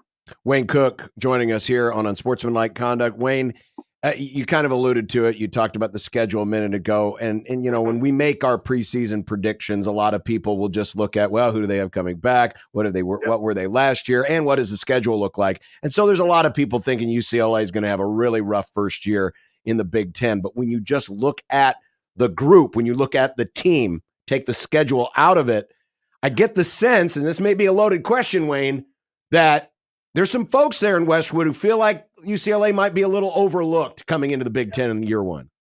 Yeah. Well, first of all, I love that you guys are smart enough, and it's always, I can tell, by the way, I'm complimenting you guys right now. I can tell you guys know football. And what's fun about football, and I don't care if it's Nebraska or UCLA or anybody, we tend to overhype teams sometimes just out of habit because they've got a name. I mean, UCLA's beaten USC 2 of the last 3 years, and the year we didn't beat them, we should have.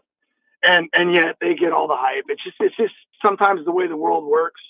But we've got good players. We've got experience. We've got size. We're a big team. We're a fast team. We can move. We got a ton of guys that have played football. I laugh that people think that we're going to fall apart on defense because I don't see it. I've been doing this for over 20 years as a broadcaster. I go to tons of practices, and it's like I look at them, the eye test, and I'm like, there's no reason this team shouldn't be good. And we've got an experienced senior at quarterback. And if you pay attention to college football, look at all the really good quarterbacks the last couple of years. They've all been upperclassmen. I mean, it matters if you have that experience. So I'm excited, but I'm also a realist. I hate that we decide if teams are good or bad based on whether or not they have an easy schedule a lot and how many wins or losses, because that just seems silly to me. But it is the reality. When you look at LSU, then Oregon at home, then at Penn State, everybody looks at that stretch and goes, wow, that's a gauntlet. But this is where and you guys know this too, when you look at this league, then it's followed by Minnesota, who's not going to be a walk in the park, at Rutgers, which seems to be everybody's darling for being a good team this year, at Nebraska with Matt Rule, and everybody thinks that team's on the climb. Okay, and I've played there. It's not easy to play there. Then we go Iowa and at Washington. Where's the break? Like, it's not like those are cakewalks. Right. So I would say what we all say, now that these leagues are loaded the way they are. The Big Ten added 4 solid football programs to the conference. The SEC added 2 solid football programs to the conference. Everybody's scheduled. Now, I wish those guys would actually play 9 conference games to make it more fair. I know you guys, please harp on this because it kills me. That when they're playing someone you've never heard of right before their rivalry game, late in November, and the Big Ten is just beating the crap out of each other, it's not fair. It's literally not level playing field. But either way, it's what each one of these games back to back to back to back, what it does to you injury-wise. When we prognosticate, we look at our teams when they're healthy. But what happens as the season progresses is people will get hurt because they always do. And you have to hope that when you get someone hurt, that you have a good backup in that position. So that's going to matter for everybody. I mean, that's going to, well, for most of the teams. The elite teams usually have a 4 or 5 star backup, but most schools don't. Wayne Cook, you can hear him on the sidelines for UCLA football on the radio. He will be in town November when Nebraska hosts UCLA. So, Wayne, it won't be as warm as it was in '93 when you were here. At least we don't think so. Who knows? We could have one of those late, Indian summers, like we call it around here. No doubt. Wayne, take care. Thanks a lot for joining us. You guys, that was awesome. Thanks for having me on. You Thanks, bet. Wayne Cook joining us on the 42 Degrees to Source hotline. He mentioned it. Nice guy. Losses: LSU, Oregon, Penn State, Rutgers, Nebraska, Washington, USC. You think they used to Washington? Wins. I think Washington's be much better than people think. Okay. Indiana, bet the over on Washington, under on. Okay. Indiana, Minnesota, Iowa, Fresno State. Best chances I think they have for wins. I think they lose to Hawaii. Hawaii opens up with Delaware State or something in 0 week, right? Mm-hmm. People always go, oh, now you have tape on them. Go look at the numbers of teams that play that first week and how they play against the team who hasn't played yet. I think they upset UCLA. They certainly cover the 13.5. They lose that, you're talking about a 4-8 team. And I wouldn't be shocked. You got to bring in experience. If you're a brand new coach, you've never even really been a true coordinator, and you're going to be a brand new head coach, and you don't bring anyone with head coaching experience, and you bring a guy in Benemy who couldn't get a head coaching job for whatever reason. I don't know why, but couldn't. I think they're in trouble. They're in Barney. Trouble. Rubble. They're in trouble. I was wondering if I was going to get that line today. Yeah, every day. But yeah, I think I go under 5.5 with them, and I love everything he said. I like their quarterback. I like the starter and backup running back. I think Sturdivant's one of the best wide receivers who only had 36 catches last year, although he had 70 targets. But they're not good in the trenches. They're coming into the Big Ten, and their schedule is ridiculous. I am glad that Nebraska, though, with the talent It's they have, late. I am glad they're catching them when they are. I know it's coming off of a bye. They'll be beat and up. we talked about, let's see if I still have the rest numbers. 4 games on in a there. row. Teams coming up with buys. Yeah, here's our travel and net rest numbers, and UCLA has the best net rest in the conference at plus 16, and they're going to need every one of those extra 16 days. And you kind of give them an extra rest because they're playing a team who plays in 0 week. Yes. Yeah. But K Ford's got them at 5 and 7. That's about. I mean, I could see that. On the 4 season. and 8, I think, is more likely. I know the Washington game. Washington's going to throw the ball all over the yard. I know they got new people. Mm-hmm. Trust me, they've got depth. UCLA does not have that kind of depth in the trenches. That's going to be the difference. Oregon has depth in the trenches. USC is trying to build it. It's not great yet. Washington has okay, and UCLA doesn't. Coming to the Big Ten, that's where it's going to hurt them. Scott Frost coming in with the thought I could do this, and then realizing our trenches have got get a lot better to play against the Big Ten. Coming up, Michael's going to tell you which players to watch out for in the draft next year. Can Nebraska finally end the schneid in terms of these very anemic drafts? And right after that, Josh is going to rejoin us, and Kent's going to join us. Movie Club 200, The Empire Strikes Back, 1620 The Zone.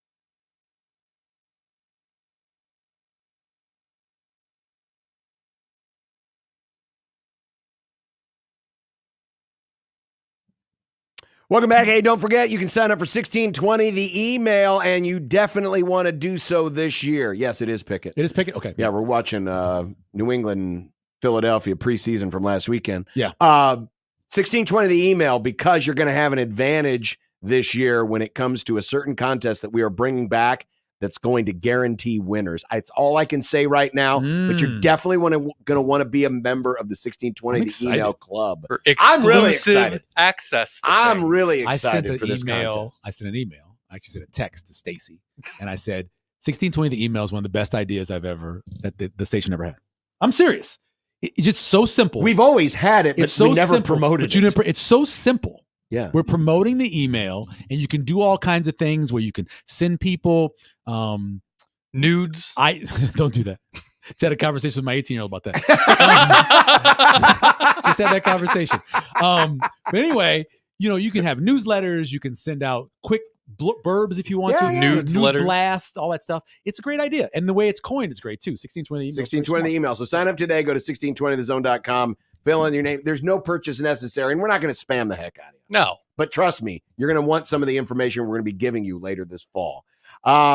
Before we get to Kent and the movie club, Michael loves his draft. I do. He loves the draft.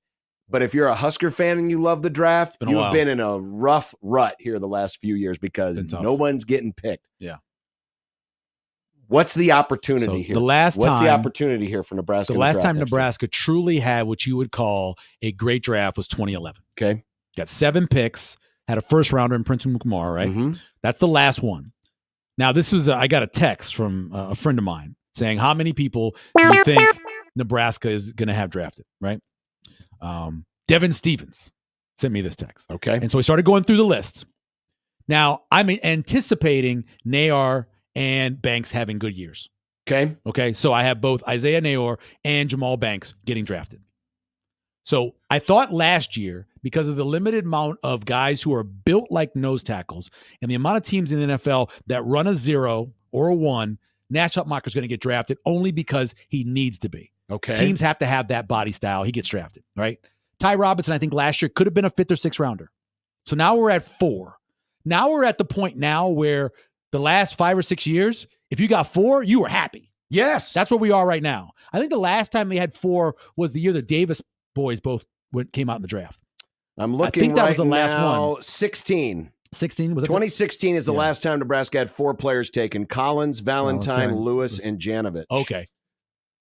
When the Davis boys came out, 2020, those are the only 2 guys. Only 2 got drafted. Okay. Those are the only 2 guys. So you look at guys who have either the measurables to get drafted because they played on a good team, or you look at guys that had great seasons, right? Nebraska's been in a situation where they've had players like Stanley Morgan should have gotten drafted, but he played on some poor teams. Yep. And they looked at it and goes, well, was he not a winner or whatever else? He didn't run the greatest 40. He should have got drafted.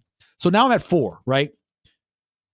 Tommy Hill, who had one of the roughest first 6 weeks of a season of any cornerback in the history of Nebraska.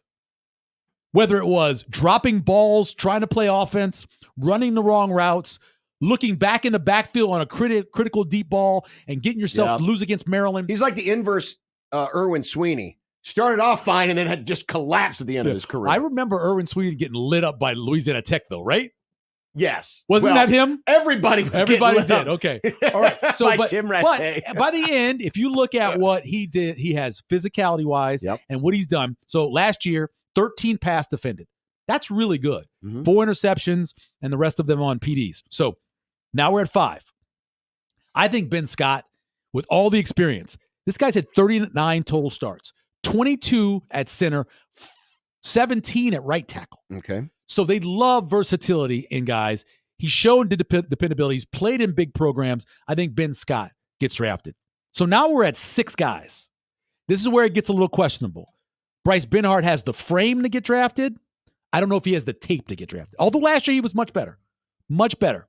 How many times on Sunday did you look at Pro Football Focus look at it and go, oh, he had a pretty good game. He had a number of them. So if we give Bryce Benhart, now we're at 7. So now we're at 2011. Yeah. So then here's the one that I've kind of debated back and forth. Isaac Gifford has the numbers to get drafted. The injury stuff, and I think there's times where you watch Gifford where you think, I don't know, I don't want to sound mean. He makes a lot of wrong steps. He still makes up for it, but he makes a lot of wrong steps. And I'm not sure when you look at that, he's an NFL player. I don't know. Obviously, I didn't know if Luke would be one, and obviously Luke's been one, his brother. Then is Deshaun Singleton, basically off of his size in the first 4-5 games last year before he got hurt. 6'3", 220, prototypical NFL safety, has got good athleticism, got good genes. I think he has a shot, 7th-round pick. Turner Corcoran with all the starts, especially if he has a good year this year playing left tackle for Nebraska in the Big Ten. He'll put a lot of film out there this year. Yes. And the last one will be Jamari Butler. And if you listen to the coaches, defensive coaches, they bring him up all the time. They say Ty Robinson, Nash Hutmacher, and they say Jamari Butler every time. Yeah. So we're at a situation where they could have 9-10 guys drafted. I know we haven't seen it in a long time. It does help that you got a bunch of 4, 5, 6-year players. So that's a possibility. But if you just look at the numbers, what the guys have done, where they're sitting in terms of what they've done as a Nebraska player, I think you could see more than 7 get drafted. So that's the ceiling. That's the ceiling. The floor, I think, is 5. The floor is 5? I think it's 5. So that would still be the most since 2011. I'm going to take Nair and Banks out of it because, again, they have to have good seasons to happen. Even though the tape that Banks has isn't bad. He's got some good tape out there. And Nair's got the good tape that he had at Wyoming, right? But I take them out of there and say, I don't know if they have good seasons. Hutmacher's getting drafted. Robinson's getting drafted. If Tommy Hill has a decent season with all his speed, he's getting drafted. I'm feel really good about Ben Scott. So that's 4. Between Ben Hart, Gifford, and Singleton, and Corcoran, there's another one out of those 4 guys. So we mentioned 2011. They had 7 players taken. Yep. If Nebraska were to get 5, it would only be the 3rd time since 2004. Wow. That Nebraska would have had as many as 5 players. Nebraska had 5 players taken in 2004. They had 7 players in 11, and that's it. Yeah. So if your floor is correct, right, then Nebraska's in that territory, which they haven't been in basically this century. You look at Ty Robinson's stats, and I don't know if people go back and look. He's got 33 starts. That's a ton of starts. Yeah. 97 tackles, 14 tackles for loss, only 4 sacks, but he's an interior defensive lineman. That's not what you see a lot of. You look at Nash Hutmacher. He's only got 14 starts, but in those 14 starts, 55 tackles, 8.5 tackles for loss, and a half a sack more than Robinson, playing even more inside. Both those guys are getting drafted. Wide receivers have good years, which we think they will. They could get drafted. Bookmark this. We'll review it next May. But coming up next, we're going to review something that was made 44 years ago. Ooh. The first time we have introduced Star Wars into the movie club universe. Woo! The Empire Strikes Back. Kent's in the green room. Josh is in the green room. Whoa! Yes, we're going quad box. No, Quint box. Quint box. The Quint today. boys. The Quint box coming up next for Movie Club 200. But first, a quick word from Lindley Clothing. Their new fall merchandise is arriving daily. So many great brands: Tommy Bahama, Holbrook, Bugatti, Johnny O.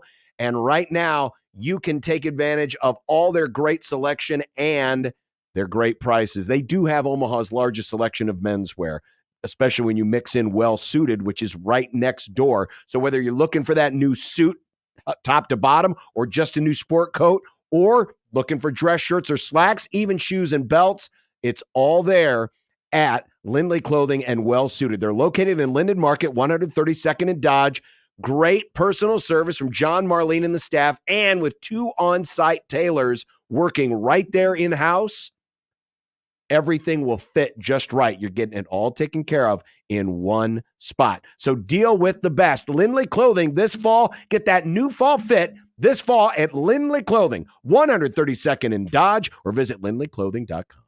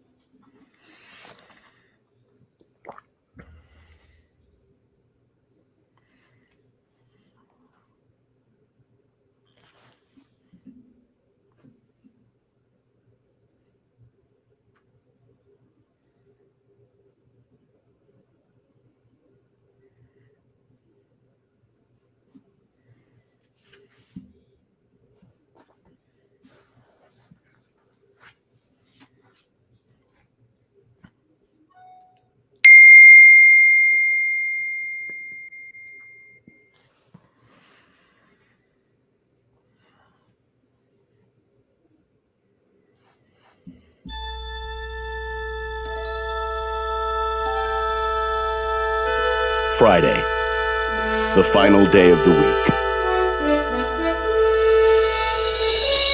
These are the voyages of the program Unsportsmanlike Conduct.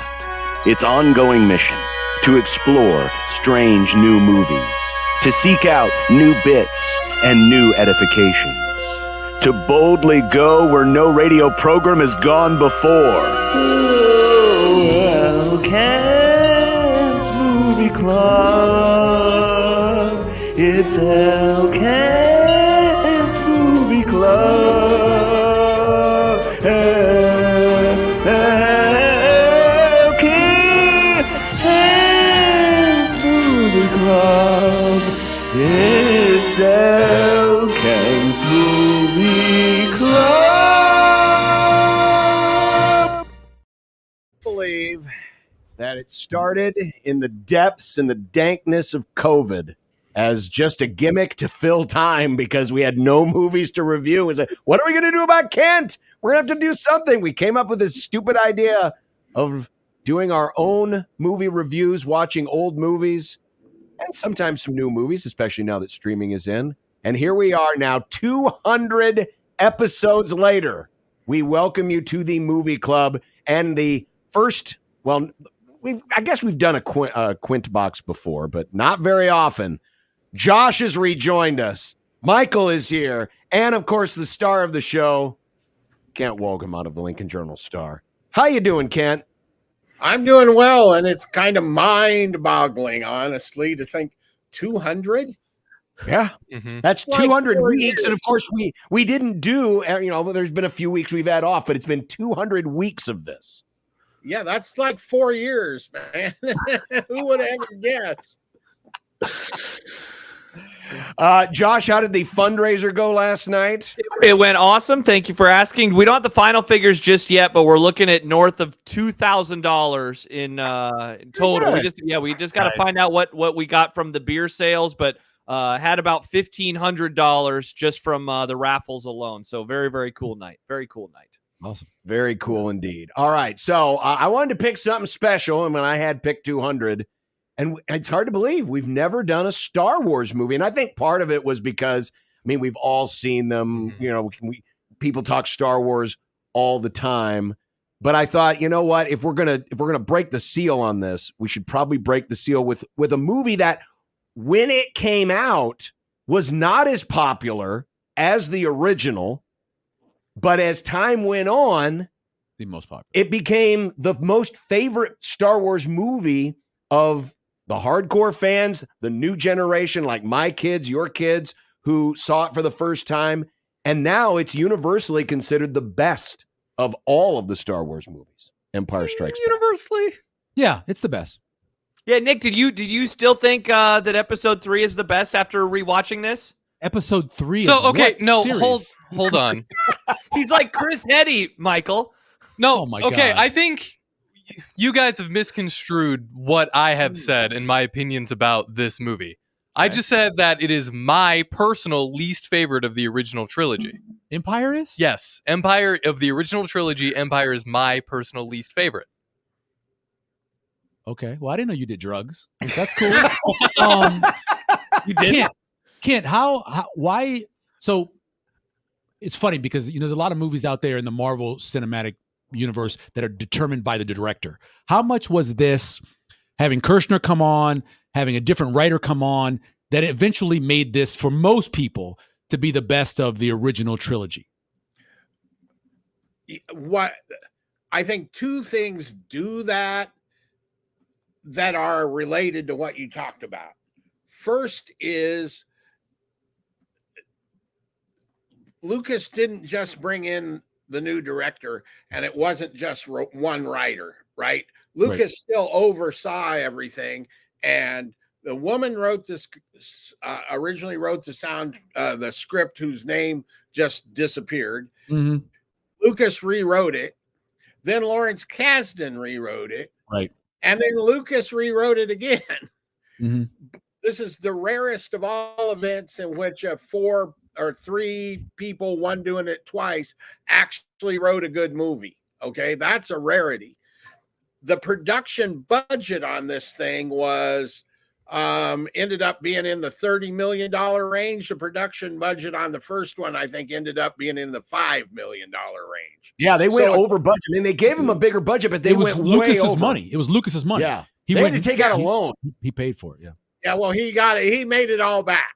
Yes, he did. He did fine. And then some. Yeah. But what really I think has done it, is that this is the movie with the linchpin to the whole series in it. Yeah. Yes. And I think we all know what it is. It's when Luke finds out that Vader's his father.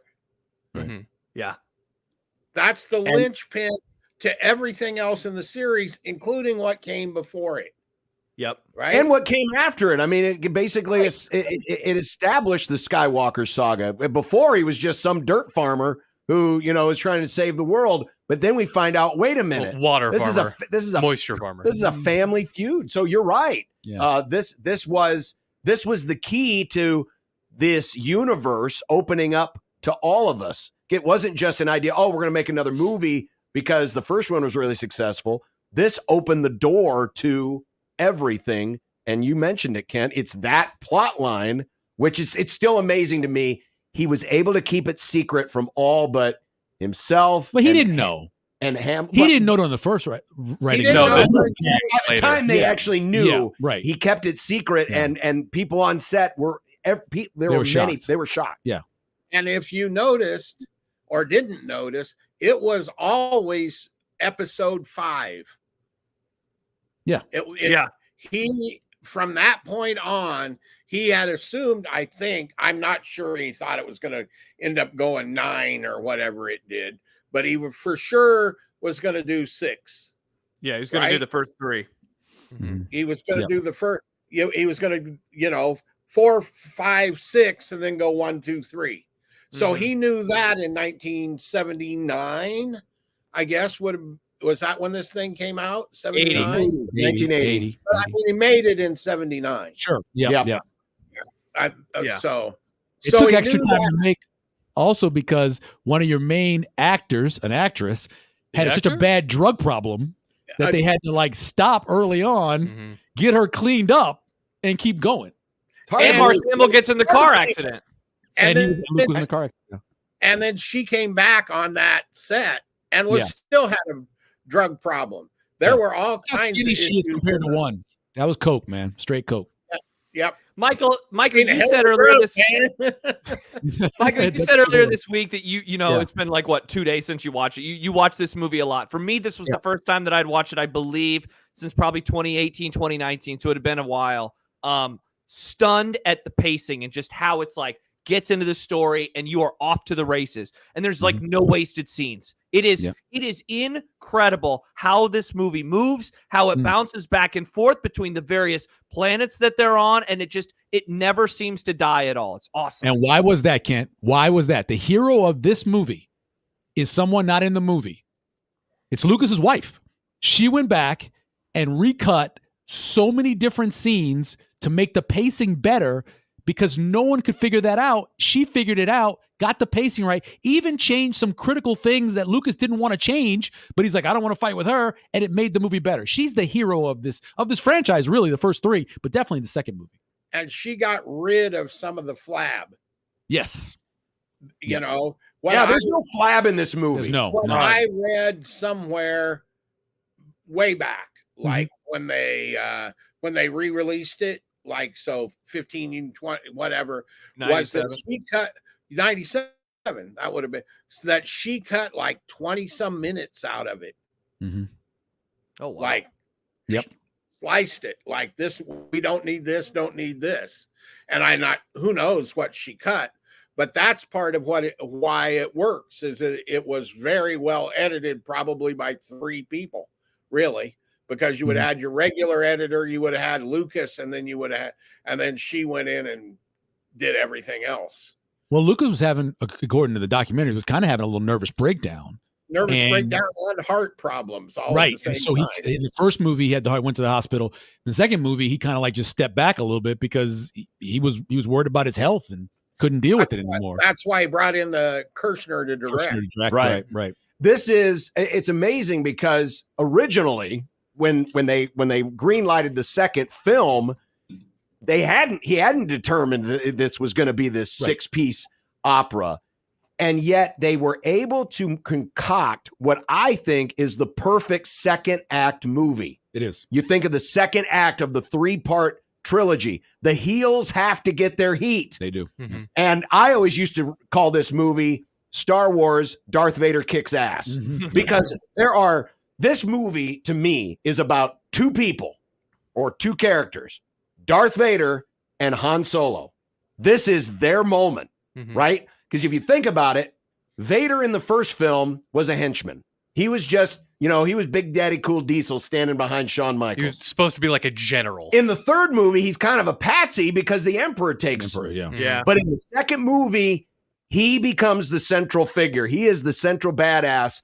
And I mean, those first 30 to 45 minutes. He just killing people left and right. He's just like one of the best lines in the movie.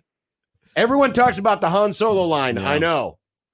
To me, the best line in the movie is after he kills Piet. He kills Admiral Piet and says, "Apology accepted." he just Awesome. wiped the dude out. Yeah. He just killed him. Because, it's not Piet. It's not Piet. That's my fault. It's not Piet. He actually called him captain. He promoted him to admiral. Then after he killed him, he said Piet got captain. promoted. Yeah, because Piet's alive at the end. Yeah, Piet He got makes the end. Yeah, he promoted him. Either way, great he line. He just wipes him out. But Vader, obviously, centerpiece of all of this. Can't mention, of course, the big line at the end. But in this movie, I think this is the movie. Everyone looks at Raiders. I think this is the movie that makes Harrison Ford an A-list action star. Because, in the first movie, Han Solo had some good lines. And he's a doubting Thomas in the entire first movie. This one, He died, by the way, in this movie. He's supposed to die. He's supposed to, right? He had no contract. He didn't have a contract for the third movie. Which is why, again, perfect second act movie, because that's why you freeze him in carbonite. Absolutely. Because if he doesn't come back, at least you can write him off in the third movie. Obviously, that didn't happen. But 2 things on Ford. This came after Raiders. Yep. So Raiders was 81. But right? Kasdan had written Raiders. Okay. So in my mind, this comes after that because Kasdan sort of set Raiders up, I think, for Harrison Ford, right?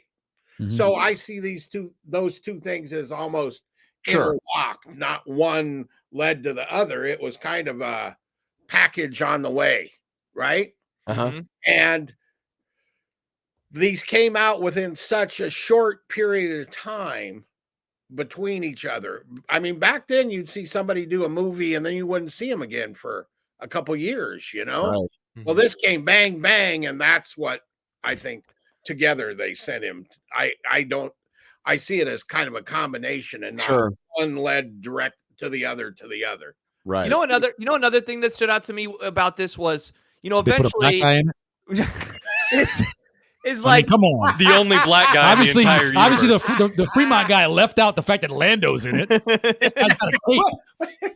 but like him and Tim Jackson are the only two.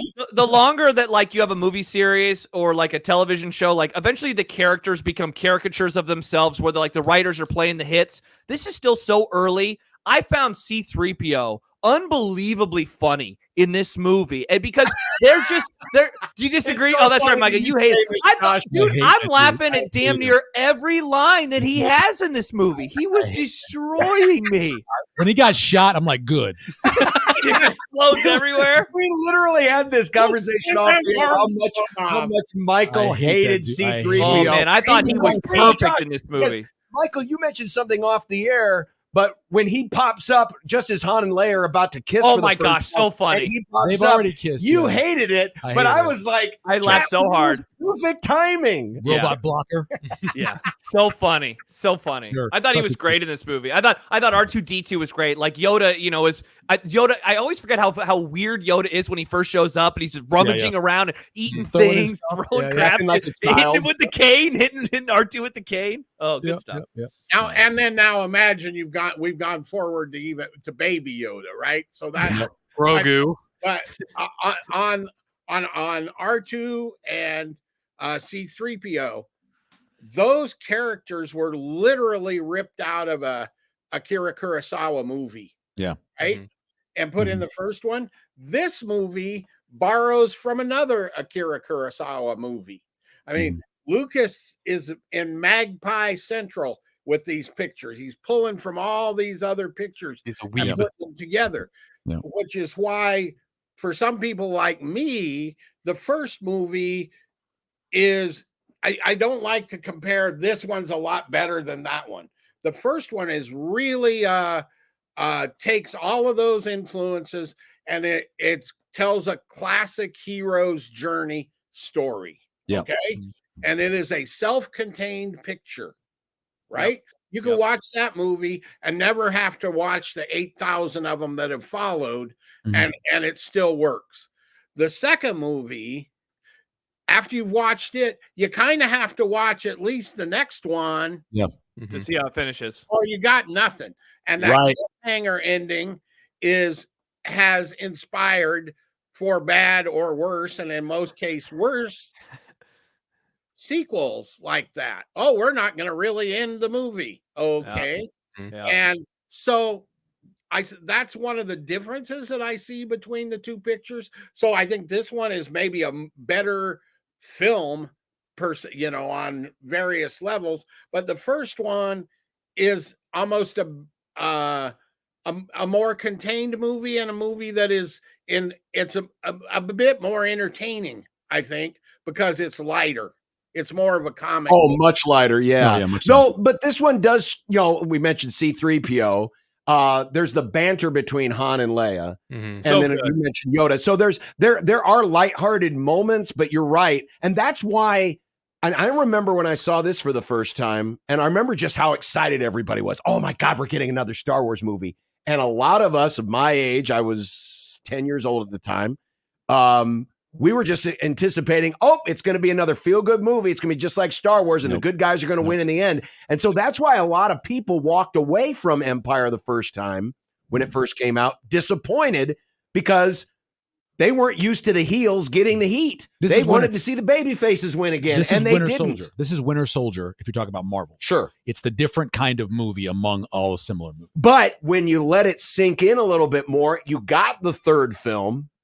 It made you appreciate, yes, of course. And so back to Kent's point of how this was the linchpin movie, that this opened up the key to the entire universe. You know what I find fascinating, and this goes back to Nick and maybe a little bit of Josh as well, is that when you're from this generation, these last two generations, and you've had the prequels already in place, it really skews the way you think of these characters. Like when I'm watching the movie now, I'm like, how could Yoda not know that Palpatine was doing this? How could he be sitting up there in the damam committee and going, "Oh, nothing's happened, everything's because fine"? he had Mace Windu, who was the worst Jedi of all time. So again, all the retconning for the young people, I think, makes it different watching the movie. When I saw it originally, obviously, I didn't know any of the stuff. I've watched everyone. I've watched all of the cartoons. I've watched all the documentaries. And so now when I watch it, it is a different feel. It just is. Yeah. And the young people, I'm sure, were the same way, that watch the prequels first. And then, I'm happy. I saw the first three movies first. I saw 4, 5, 6. I saw that before the three. I can't imagine starting out with Jar Jar Binks. I mean, come on. That's what Nick did. Well, I mean, if you have young ones, or if you've never seen it, you've got to watch it in the order they were released. It's got to be 4, 5, 6. And I know there's some people that have concocted the machete order. Yeah, the machete 4, 5, order. 1, 2, 3, 6. No. It's you got to watch the originals, then you go back to the prequels, then you go to the sequels, because that's the reason why the story was crafted. There's a scene when they're on Dagobah where Yoda's talking to Luke, and he talks about Jedi. And I want Luke to go, if you guys were so great, how are you all gone? Yeah, why are you the only one left? Why are you the only one left? I mean, it's you into some ghost. What's going on? Where are all the Jedis if you guys were so great? Yeah. That's the question you can ask. Ken, another thing, and it's funny watching it. I watched on Disney Plus. I don't know how everyone else watched it, but they have, of course, the 90s CGI crap in there. And it just reminds me, like, most of the movie, though, is physical, practical sets. And we've talked about that, comes back in a lot of these movies that we talk about with you, Kent. And I love the practical sets. Like the movie looks gorgeous. Watching it in high definition last night on my big ass TV, it was like, this is sweet. This looks really, really good. But then they'd get to like when they got to the Cloud City and they're flying in, it's like, it just, man, that 90s technical effects is just pretty bad. Mm-hmm. Well, that was state of the art. You know, that was real life. It's horrible. Yeah, It's so poorly. Well, think about if you had to go, he had to go invent the process to make the movie. Mm-hmm. They had to go build Industrial Light and Magic. They had to figure that all out just to make the movie. Exactly. And, you know, I really hate that they slapped all that CGI crap into those original movies. I really hate that. And so I painfully watched this on whatever it is, FX on demand on your regular, you know, my direct. Because they have it they have the original. They have the original, but it's got commercials in it. Wow. Oh, I didn't know that. I'm like, I want to watch the real movie, not the one with all the CGI crap in it. I understand the way Lucas was thinking, though, that he wanted to do all that stuff originally. He couldn't do it. He didn't have the money or didn't have the technology. Right. And then he waited forever for the technology to show up. He's like, well, let me go do all the stuff I wanted to do. I kind of understand a little bit. I wish he wouldn't have done it. But, I mean, basic stuff he changed, like making what's-his-face shoot first in Star Wars. I mean, that kind of stuff. That wasn't necessary. But just adding little characters that he couldn't add before, I don't have as much problem. It did help. I mean, I appreciate the fact that, you know, you got Ian McDermott to come back and be the Emperor the first time we see the Emperor because and if you've ever read the story, I mean, they basically put some woman in really bad makeup and then superimposed chimpanzee eyes. Yep. When you see the hologram of the Emperor's face for the first time. So, I mean, I appreciate some of those things that were added back in, but I agree the practical effects that this movie had, and I saw this at the Fremont Theater, and I just, again, it was just one of those things that just blew you away. Yeah. And also, and we haven't really talked much about this, you would have thought, as huge as the Muppet Show and the Muppets were at that time, that having Frank Oz basically do his Fozzie Bear voice for Yoda would have been a turnoff or been like, oh, this doesn't work, but it did work. I think it was because of the his broken reverse English. Yeah, his reverse English. And I think that did help. But yeah, Yoda was a great guy. They tried to get another voice for Yoda. Yeah. It's and they couldn't find somebody that voice could match with the puppetry. Because Frank Oz was the master. He was the puppet, yeah. Or he was a puppet. And so they were basically stuck with Frank Oz and the Sesame Street voices, right? Amazing. Yeah. Yeah, which is fine. Listen, you go back and you look, you had the best of the best. Go look at the guys who worked in the making the mask, doing the technical stuff. All those guys ended up becoming the best of the best. They went on to leave Industrial Light Magic, start another group, go on and make more movies. They were the best of the best. They didn't start off that way. They were guys they found in the the backyard. Sure. But in the end, they were. But that's what these movies did. They opened up that whole door. So Nick, I'm curious, going all the way back to Rick the beginning Baker's of the conversation. But you said this was your least favorite. Now, upon rewatch, how do you see it now? Of the original trilogy, it's not my least favorite Star Wars movie ever. And just because it's my least favorite doesn't mean I don't love it or think that it's not amazing or important. Nick, just stand behind your opinion. Just I am, but I'm explaining my opinion. I need you to understand that I don't hate this movie. It's just my least favorite of the original three. So you hate the first 30 minutes of this movie where they're on Hoth, that is peak Star Wars to me. I love that. That entire sequence on Hoth is amazing. It's for sure the most quotable Star Wars movie. All the quotes that you hear are from this movie. I like that they went back and they got like Tamora Morrison. They went back and put his voice on Boba Fett. Because I mean, that just makes sense. Makes sense, yeah. Because he's also all the clones and everything. It is still my least favorite movie of the original trilogy. Just because I like a good conclusion. And that's why I know that this movie is important for setting up the conclusion and bridging the gap. But that's why I still like Jedi the best, because Jedi felt like there was more of the pacing. It had things, scenes that I like more. There's more of those scenes, like the speeder bike chase in Jedi. That is my favorite Star Wars scene. And you like that better than the chase through the asteroid field? I do. I like that way better. Than I think the chase through the asteroid field is my favorite. The best scene though is the fight. The fight on Mustafar. Yeah, the fight on Mustafar is the best scene in all of them. I'm just talking original trilogy, but my favorite Star Wars movie is actually Rogue One, because Rogue One took the parts that I like the most about the first 3 original Star Wars movies and it put it all in one movie. It's the retcon movie. It allows you to retcon the whole series. I don't think that Rogue One retconned anything though. Okay. When they're going to go look for, they're on Hoth and they're going to go look for Luke and Han, what do they say? That's Rogue 2. They put Rogue One in as a retcon to having Rogue 2.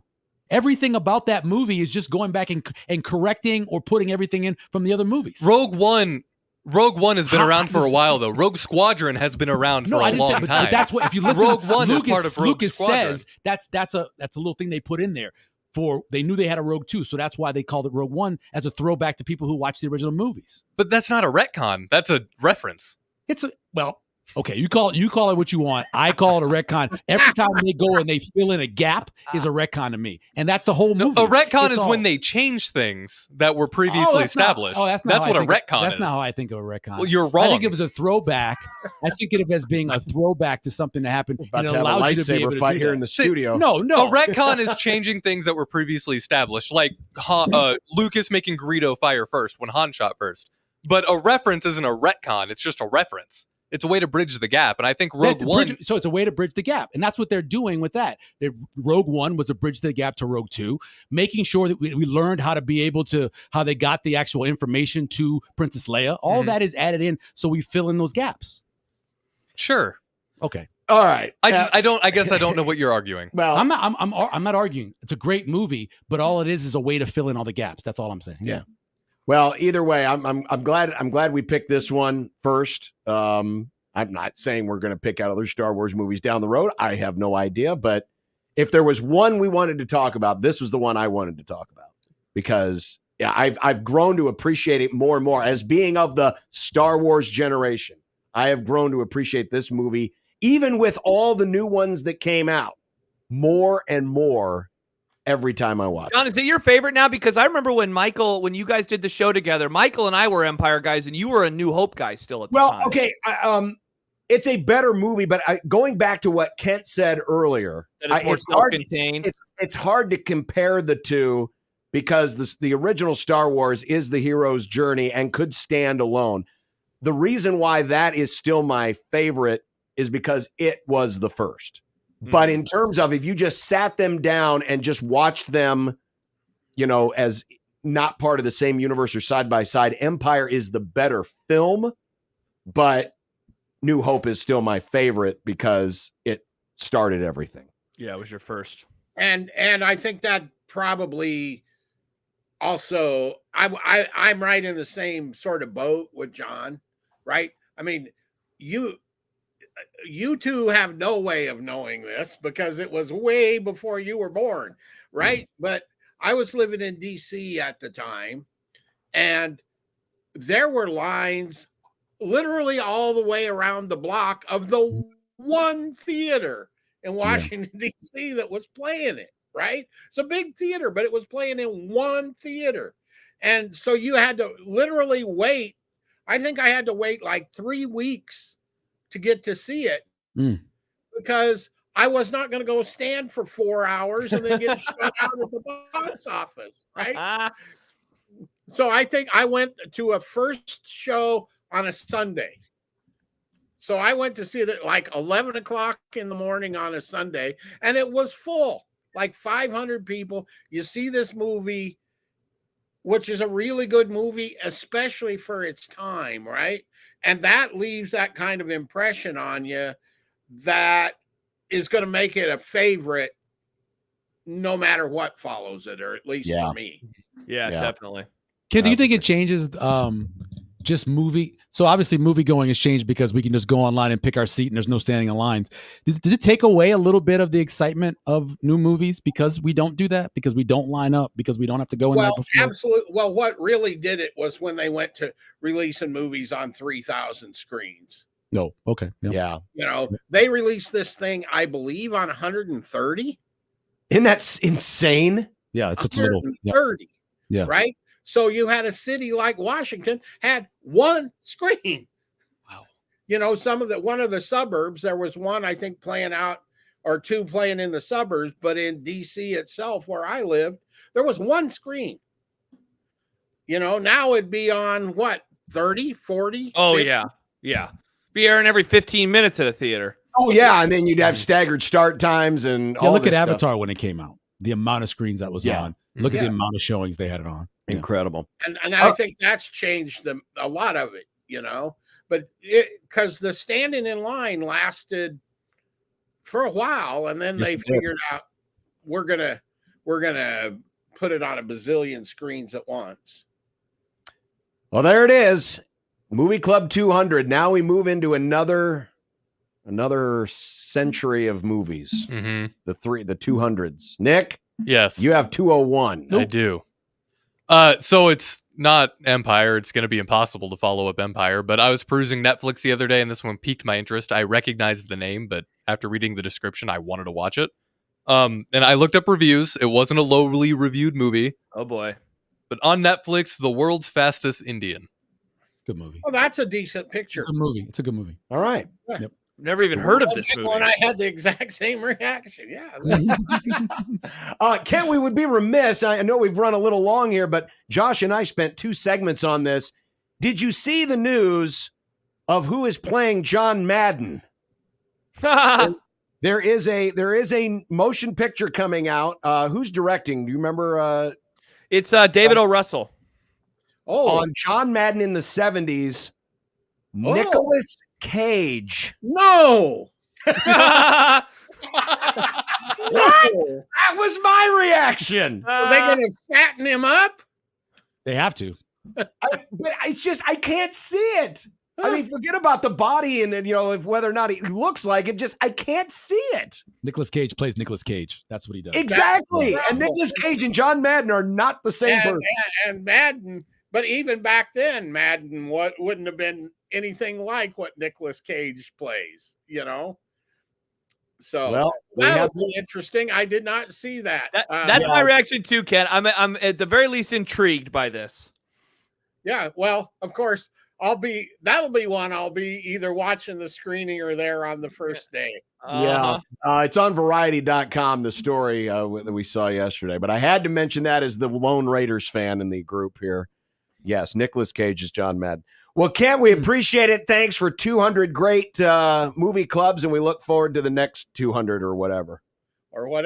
And this is big fun. I mean, I've told lots of people it's the most fun thing I've ever done doing radio is doing this. So well, we love it, and we appreciate you for being out there. Kent, have a great weekend, and in just a couple of weeks, Evil Kent comes back to make his game predictions. That's some really bad football, I'm afraid, in a couple of weeks. UTEP 230. Woohoo! All right, Kent, we'll talk to you next time. Josh, thanks for coming in.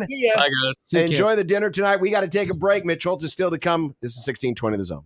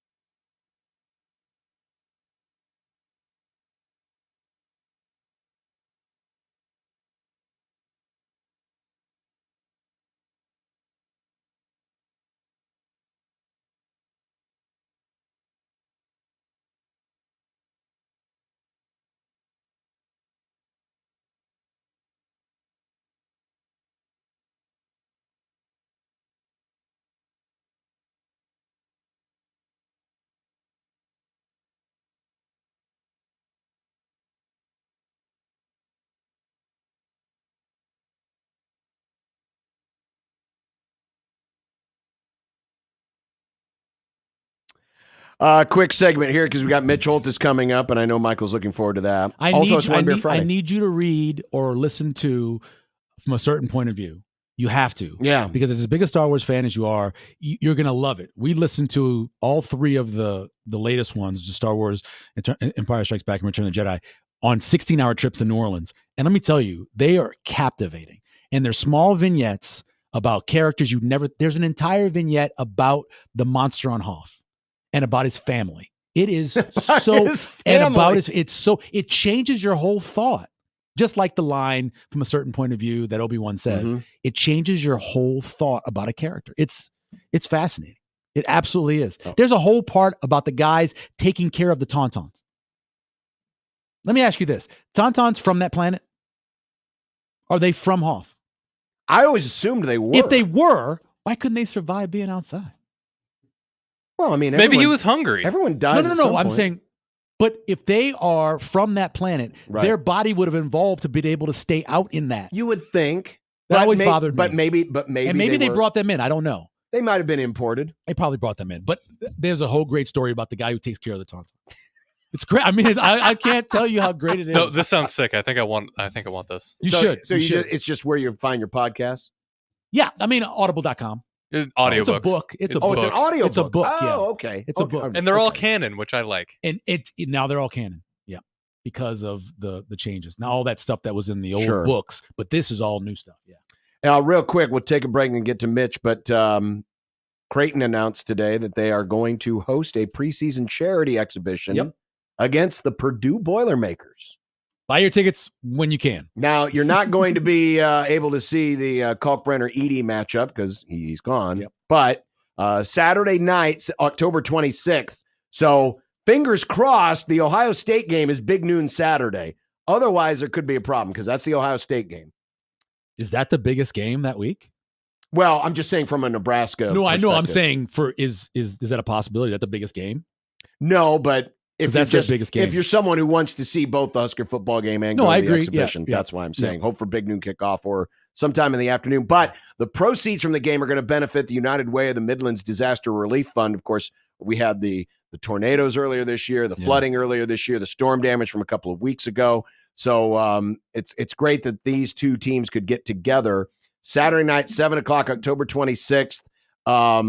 Blue Jay season ticket holders will have a week to purchase their regular seats before the event goes on sale to the general public. So that will start at 10 a.m. August 26th. So if you're a regular season ticket holder, you should be getting information very, very soon. But for the rest of you, 10 a.m. August 26th at Ticketmaster.com/Creighton. For that 11 o'clock game, Penn State, Wisconsin could be a selection. Michigan State, Michigan could be a selection because of the rivalry. Maybe. I don't think Illinois, Oregon would be. And then there's Washington, Indiana. I mean, if Nebraska's 7-0 going into that game and Ohio State's 7-0, I've got to think that would be big news. Yeah, but it's like right on the line. Right now, currently the line is 26. Well, remember, Nebraska's suffered some pretty bad losses to Ohio State in prime windows. I know. I'm just saying. ABC still has, toxic shock syndrome from some of those primetime games they had to air. They put what in where? Yeah, they did. Exactly. It was very, very, very traumatic. That's funny. Coming up next, voice of the Chiefs, Mitch Holtis, as the Chiefs get ready for the Lions preseason game number 2. And then it's a One Beer Friday on 1620 The Zone.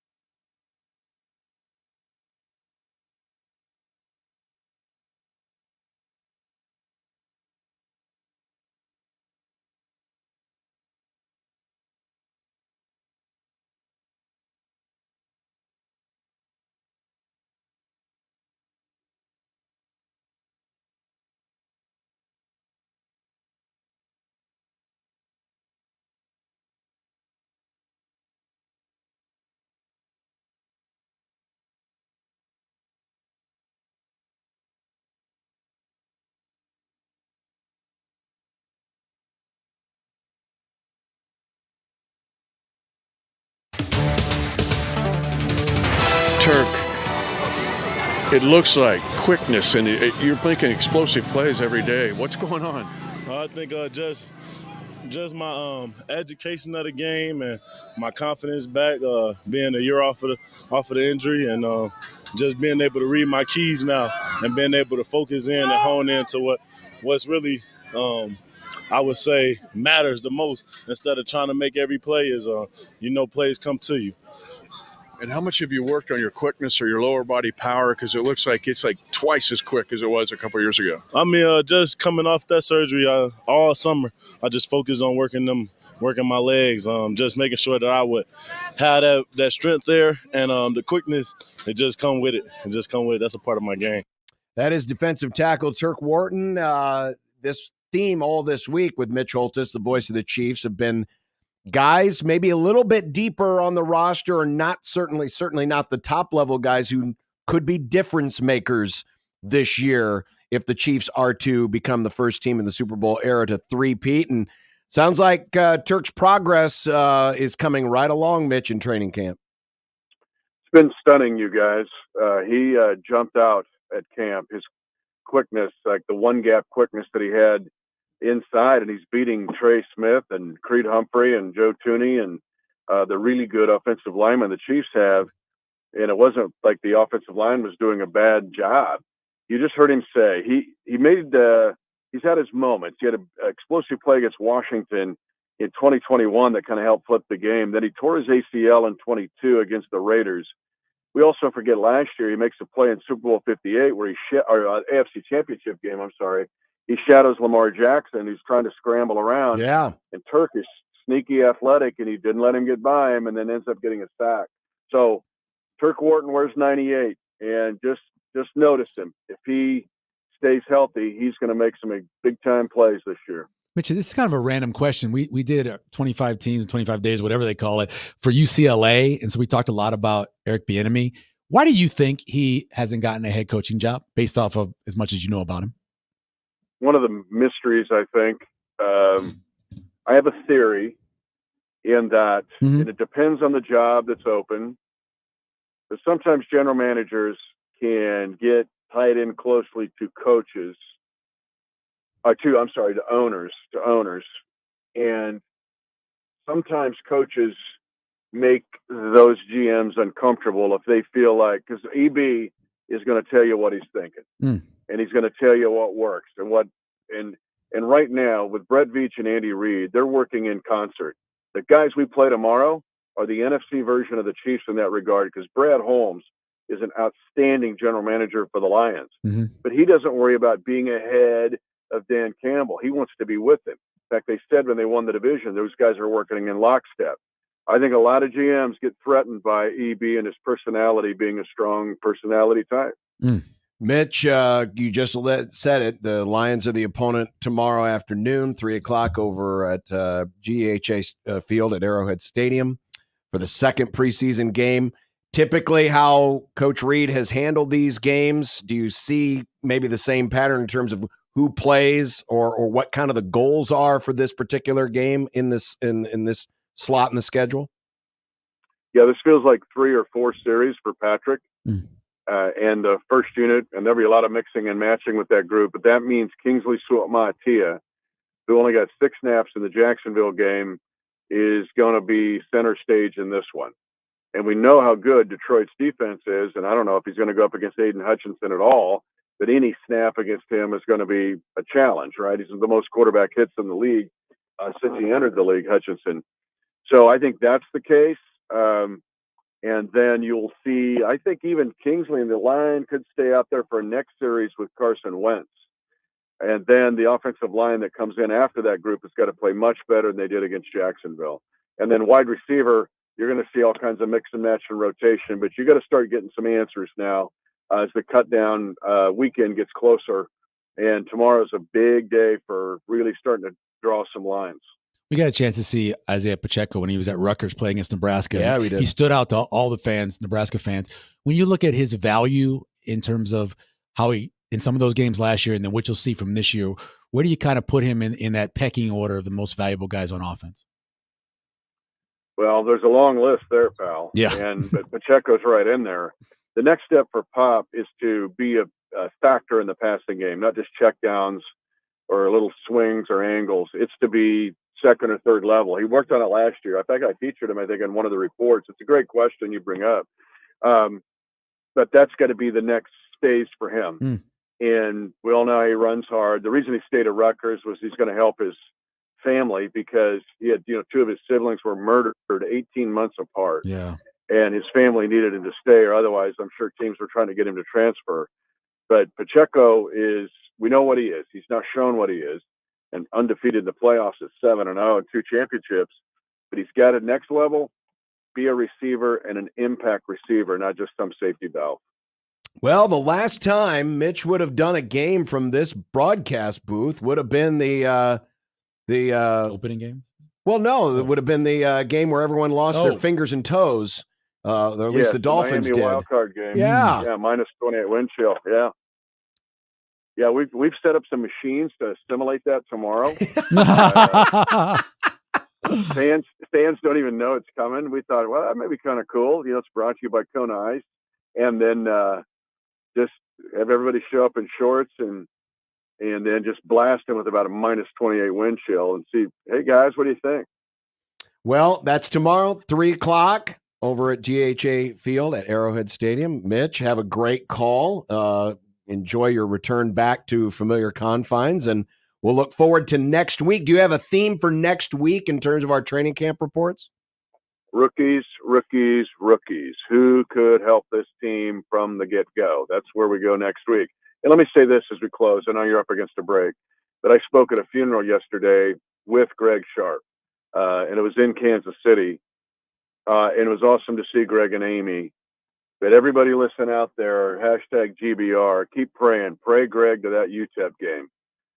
We all know what he's up against, but I'm telling you, it was inspiring to me to see Greg get up there and make it to that game with Amy. Or make it to that funeral with Amy. So let's get him to the UTEP game, beat the Miners. Sorry, Dave Tobe, that's your school. Not this time. I'm hashtag GBR Sharp, pull for Sharp here. Oh, that could not have said it better, Mitch. Definitely. We want to see Greg up there in that broadcast booth here in 2 weeks from tomorrow at Memorial Stadium. Mitch, thanks a lot.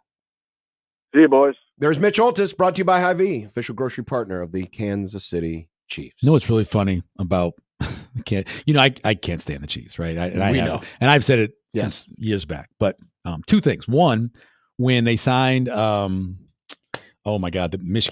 interior defensive lineman, the guy opposite Chris Jones. When they signed him, I put, great, you gave the Chiefs a Super Bowl. That got put into the cold take thing. Yeah. And when they won the Super Bowl, all these people retweeted my tweet from the cold take thing because they won a Super Bowl. The other part is I do not dislike them as much as I used to because I really like Taylor Swift and I love that story. And it's silly, but it's you're gonna get John. John thinks it's fake. You believe in that kayfabe stuff? Come on, man. See? So I don't know how many long relationships you had in your life. It's not that I have one very good one. I know. I'm not saying, say. But I don't know how many you've had in your life where you tried to fake it for this long. This is a hell of a long time and a lot of travel. Man and Elizabeth did it for a long time. That was a real relationship, and it was a violent relationship. But then when they it was a violent actually relationship. got married on camera, that's when things were going to pot. Yeah, it was so always they really did. It was always going to pot because he was a violent man, and she was getting a lot of that. Well, she was just overprotective. He was overprotective. Yeah, you call it overprotective. I call it psycho. Well, yes, he was a psycho. But anyway, all I'm saying is you guys wanted him on the show. I did want him on the show so badly. I told you Honky Tonk Man was the best Intercontinental champion of all time. Anyway, it's I have to admit it. Because I like that story. I like Travis Kelce more now. It's a weird feeling. This is gross. I know it's weird. This is absolutely I'll admit gross. to it though. It's amazing. No, it's funny. It actually made me hate Travis Kelce more because of the story about how they first started the interaction. Because you want Taylor to be all pure. Now you're talking about the virginal. original one where he first made the mention about he's it? like, I'm like, hey, I didn't get to watch you rock out at Arrowhead, but you want to come watch me rock out at Arrowhead? So the second. That time was. Yeah. He sounded like he's a 30-something-year-old man. 34, I think. He shouldn't be talking like that. It gave me the ick. He's a meathead. He's Travis Kelce. That's what he is. Here, real quick. I've had a lot more relationships than all you guys combined. And I will say this, you say whatever you can to get into the pants. You could be baby talk, you say whatever you can. So I would never hate on a dude for what he said to get to where he got. That's what you do as a man. As a boy, as a kid. This is where Nick's coming from, because Nick's worried that his perfect little pop princess is now hanging out with a meathead. No, she's probably finally getting treated right. She's dated way worse dudes. I'm not saying Travis she's probably is a bad finally dude. getting treated right. I'm not saying he's a bad dude. But one, he's a funny guy. No, I'm not saying he's a bad dude either. I just hate it. I just got the ick from him. Yeah. I had him on my I think his first 3 or 4 years I had him on my fantasy team because I was always a tight end drafter because I was a touchdown only league. And so I never really disliked him. Now I like him a lot more. I just do. And I've always liked, I think Taylor Swift's an amazing businesswoman. What she has done is incredible. I wish half the musicians would take advantage of what the power you have to get what you want. So that's my thing about her. All right, coming up next, it's One Beer Friday. Woo! And Michael is going to partake, yes, for the first time in how many years? 20 years? He's going to jump off the wagon. I'm not. He's jumping off the wagon, folks. It's over. No, actually, we have some Athletic NA. Brewing, yeah. We're actually going to try some NA beer. Yeah, Last time I had NA on this show, I almost threw it Was out. it Old Duels? Was it Coors Edge? Was it Old Duels? No, it was when I tried to chug that Coors. Yeah. So Coors Edge it tastes like banana. Is that what it's called? Yeah, it's called Coors Edge. They sell I it don't at Coors remember what it Field. was called. I just know I tried to chug the NA beer No, and I almost vomited. That is one of the worst. I had that for the first time. Paige and I, we were at Coors Field for Rocky's game, and I got her a Coors Edge. She let me try some. It tastes like bananas. It's the worst NA I've ever had. Well, I won't be chugging this one. It's going to be a nice sipping beer. But Michael has come up with 18 facts, 18 stats. Whoa. One for every each Big Ten team. Yep. And I have There are 18. one historical factoid for every Big Ten team. Stat or number? Because sometimes a Stat fact, or number? Okay. Yeah, sometimes a fact is, A stat or a number. It's got numbers in it. Well, either way, Yeah, we've got that. It's the happy hour. It's coming up next, 1620 The Zone.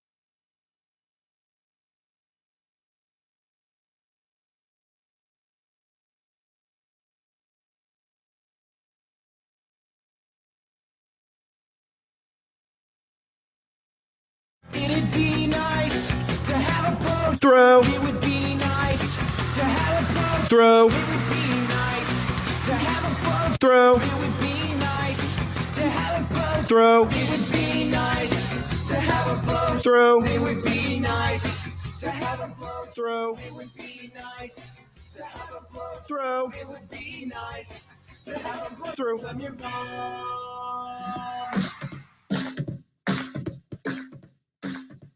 I drank beer with my friends. Sometimes I had too many beers. I liked beer. I still like beer. Had beers, have some beers. One beer, drink beer, drinks beer, drank beer, and drinking beer. Upstairs, downstairs, where was it? I don't know, but I had one beer. Friday!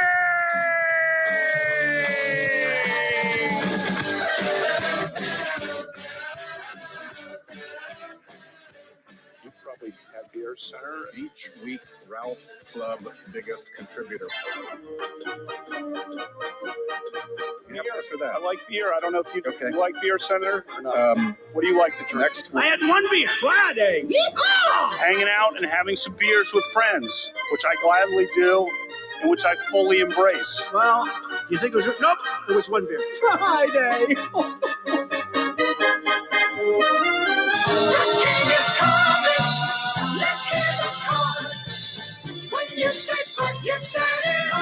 It is One Beer Friday, and normally Michael Severe's like, no, that's not for me. But today, yeah. When's the last time you had an NA? I've never had an NA. Oh, you've never had an NA? I've never had an NA. So NA. this is going to be the first time anything resembling beer has touched your lips. May 10th, 2002. It was the Tyson Lennox Lewis fight. But even then, like you said, you're not a beer drinker. I So wasn't a were beer, you but drinking- I had a beer. You did have a beer. Chris's friend's ex-husband came over and like basically forced the beer on me. It was a scene like out of a Big Fat Greek Wedding or whatever. Oh, where they're okay, like, yeah, you know, yeah. have the meat. I don't eat meat. Have the pork. He was like, well, I don't drink. He's like, have a beer. So I had one beer on that day, that night, watching that fight. And that was And the last one. Nothing ever since. So Nothing. this is a little historic, but we've got Athletic Brewing. Athletic Brewing. They are the host. They are the sponsor for podcasts throughout the country. If you listen to sports podcasts, you've heard their commercial. God, I haven't heard one. You haven't heard Athletic Brewing commercial? They are Really? They Maybe- sponsor so much. Maybe I just don't listen closely enough. I don't know, because I'm pretty good about fast forwarding through the commercial. Oh, okay, yeah. But this is what is this? Their lager, or it's a golden? It's called Upside Dawn. Upside Dawn. It's a Golden. golden. The choices they had were this or the IPA. Those are the two choices at Hy-Vee. Thank you, Hy-Vee, for having them. All right. Well, here we go. Crack them. I'm just gonna watch. See, Smells kind of citrusy, doesn't it? it does. It smells like a summer beer. It smells like almost like a See, shandy. I'm most getting an Goldens are- IPA vibe from it. Are you? Well, little but bit. IPAs Well, has you a know, lot of citrus. by the way, hops. IPAs got famous after I stopped drinking. So I Oh, never yeah. had an IPA. Oh yeah, I never IPAs had weren't one. a big deal I had until never- I had last never had 15 one. years ago. Well, it doesn't taste like Miller Lite. I know that. Pretty sure the last one I had was a What do you Miller think? Lite. It is shandy-ish. It is. I taste fruity. Yeah, I taste fruit. that's Stuff. Like yeah. almost shandy. not peaches, but like an apricot. I think it's the apricot. That makes sense. You know, for an Summer NA, shandy wasn't around either when I was a kid. No. When I was drinking. The last famous thing that came along when I was drinking was the what's it called? Lilienfels? Leinenkugels. Their Hefeweizen, that stuff. Okay. That became really so we're talking 99 through 2001. That was Well, this everywhere. would have been like the Sam Adams era, you know. Yeah. with So all the everywhere stuff we they went, did. they had those types of Hefeweizen. You put the lemon in it and stuff like that. That was big when it was after the dark beer phase. Yeah. This isn't bad. I'm not a NA guy, but this This tastes isn't good, bad. right? Yeah. Okay, just making sure I'm Yeah, no, not a that's beer good. drinker. I think it tastes This good. is one of the better NAs I've had. It's Everybody almost, praises it. it's almost like a seltzer. You know, a lot of seltzers. You haven't had any of the hard Well, seltzers. the but first seltzer ever made was by Dixie Brewery when my mom's husband was working there, and it was a seltzer made of iced tea and beer. Whoa. Yes. And it was, by the way, it was pretty good. Was it? Oh my God, yes, it was really good. Iced Dixie tea and beer beer. made that. I Huh. want to say it would have been 87 or 88. It's like a proto Twisted Tea. Exactly. It was like a Twisted Tea. Is Dixie still a thing? Dixie's still there. Yeah, Dixie's still there. You can get Dixie beer. Well, you can get a Beta, I know, over at a couple of the New Orleans places. I think you can get Dixie at least one of them, too. Faubourg Brewing Company. Yeah. We had 5 breweries for a number of years in New Orleans. There was Flagstaff, there was Jack's, there were Dixie, and 2 others that I don't before my time. By the way, if you're sober and you want a good lawn mowing beer, this is a fantastic lawn mowing beer. Yeah. A beer after you mow the lawn. I like while you're mowing the lawn. I don't mow the lawn. I haven't ever watered our lawn, and I haven't mowed it in 6 years. Your wife do it? No, my kids do it. He has boys. The boys do it. I hate lawn work. It's in my profile on Twitter. Yeah. I love lawn work. I hate it more. It's my least favorite. I would live in if it was me, we'd be in an apartment or a townhouse or a condo. We would not be in a house. I can't wait never until I have a yard, because when I have a yard, I'm going to be out there all the time. Well, you enjoy it, kid. I like the mowing part. The rest of it's a pain in the ass. Pulling weeds, which is a lot of lawn work, is pulling weeds, is an absolute, especially the older you get, it's ridiculous. Yeah. Yeah. All right. So as promised, I got to remove this. Michael has, and by the way, if you want to send us pics of what you're drinking, use the hashtag OneBeerFriday. Send it to us in the JTech Construction Zone Twitter feed. I wanted to be a part of the group. By the way, it's only 45 calories. Yeah, it's not bad. 10 carbs. Water, multi-barley, oats, hops, wheat, and yeast.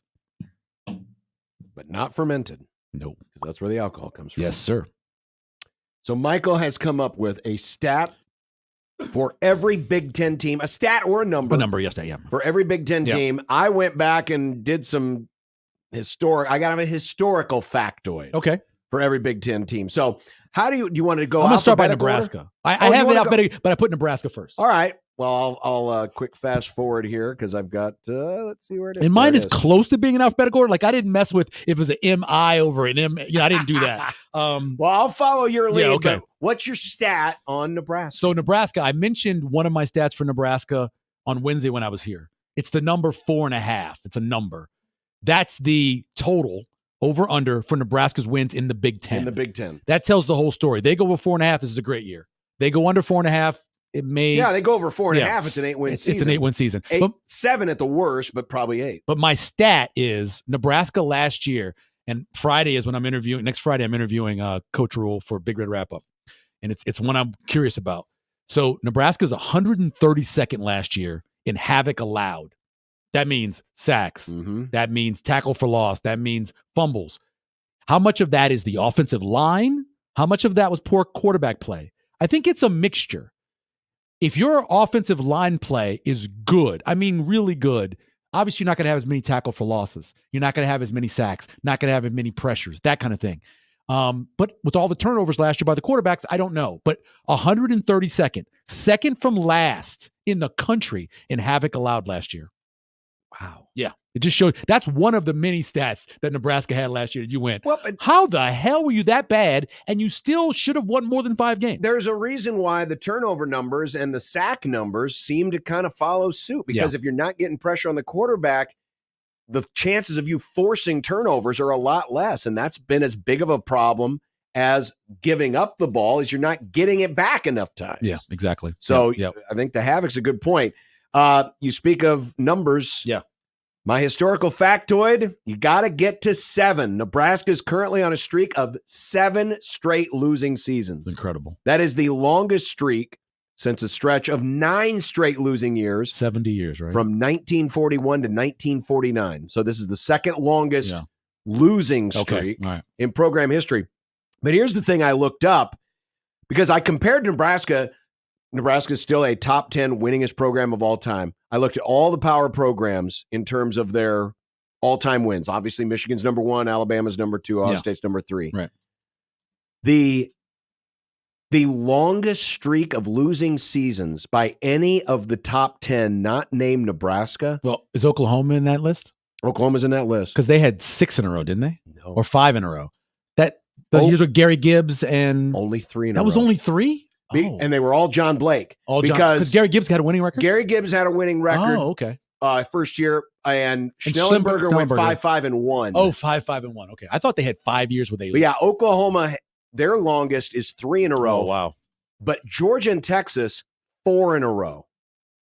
Michigan has never had more than 2 straight losing seasons in a row. It's crazy. Notre Dame has never had more than 2 straight losing seasons in a row.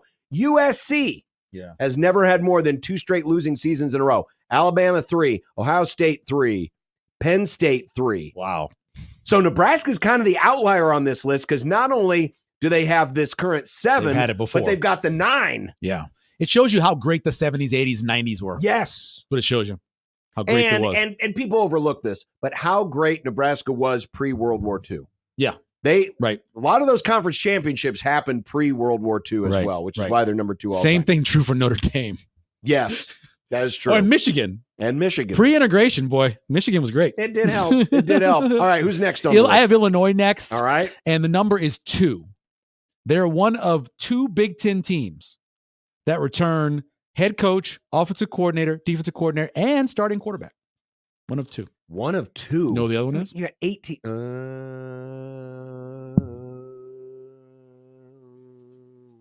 Not a team that wins a lot. Purdue? It's Purdue. Yep. Purdue. That's it.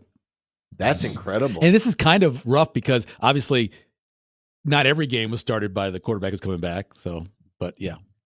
That's interesting. Yep. Only 2. I Only mean, 2. because we've already talked about how the quarterbacks, there's such a turnover in quarterbacks in this league. But it's also offensive coordinator, defensive coordinator, and offensive coordinator. Yeah. For Illinois, the historical factoid, in the last 3 seasons, Illinois has gone 5-7, 8-5, and 5-7. Now, that doesn't sound impressive, but that's 18 wins over 3 years. That is the best run by Illinois since the Ron Turner teams of 2000, 2001, and 2002. Yep. They went 5-6, 10-2, 5-7. That 10-2 team went to the Rose Bowl. That was the last conference champion. So this current 3-year run by Bielema is the best run in 20 years by Illinois football. I think this is right. Illinois is one of 2 teams to ever have 2 first-round picks in the top 3 of a draft. I think that's right. I had to look that up, but I think that's right. They're the only program to have There's 2 teams, I believe, in history that had either 1-2 or 1-3 or 2-3, the top 3 of the draft, have 2 picks in the top 3 of the draft, get drafted. I think so. Really? I got to look that up. That's bouncing around in my head for some reason. Okay. Indiana. I told you this one on Wednesday. The number is 0. The amount of losing seasons in Kurt Cignetti's head coaching career, 13 seasons, 119-35. As he would say, Google me. Google me. He's good. He's good, man. Everywhere he's been. That's the game to me. That's the linchpin game. If Nebraska's going to hit the over on their total this year, that's the game that's going to decide. I think it's in order of it's Colorado, it's Indiana, and it's Rutgers. Yeah. Those are the 3, I think. Those are what they would call the swing games. The historical factoid on Indiana, well, Cignetti has a low bar to clear. Indiana is the 6th oldest member of the Big Ten. They joined the league in 1899. They have the least amount of football accomplishment. They have won 2 league championships. That's crazy. 1945 and 1967. That's nuts. Among the current Power 4 conference schools, the Hoosiers have the 3rd fewest bowl appearances all time. They only have 13 bowl appearances. Only Vandy and Rutgers have fewer. And, of course, Rutgers is a newbie to the Power 4 club. So, really, it's down to Vandy and Indiana, but only 13 bowl appearances all time by the Hoosiers. That's crazy to think about. It's just nuts. It goes back to like what Kansas State was the first half of college football. Yeah. Which the difference was at K-State and Northwestern, when they were really bad, they were really bad. 1 win, 2 win. Indiana has just been mediocre to bad. Right. They're just consistently mediocre to bad. Iowa had under 250 yards total offense last year, 234, and they won 10 games. How many wins? I don't know if I told you this already, but how many wins? The most amount of wins for a team with under 250 total yards. What do you think the record was before? What team? I'm not asking for the team, but total number of wins for a team with less than 250 total yards. Wasn't the number like 6? It's 4. UCF won 4 games. Wow. They won 10 games doing something that no one's ever done before. So if you ever question How much does it matter to play good defense and turn people over and to play great special teams? Yep. Iowa's your example last year. To do something that all the history of college football people couldn't do. They more than doubled it. That's crazy. Yeah, it's crazy. Well, Iowa, only one other time in Iowa history have the Hawkeyes had back-to-back 10-win seasons. When they went that 2002 to 2004 stretch, they had 3 straight 10-win seasons. Banks. So in the last 4 times that Iowa has gone for their back-to-back 10-win season since 2004, the Hawkeyes have averaged only 7.5 wins the following year. It's set up this year. It's set up. If you can stay healthy at quarterback, the schedule is set up. The way even their rest stuff is set up, they're set up to win 8. That's where they're set up.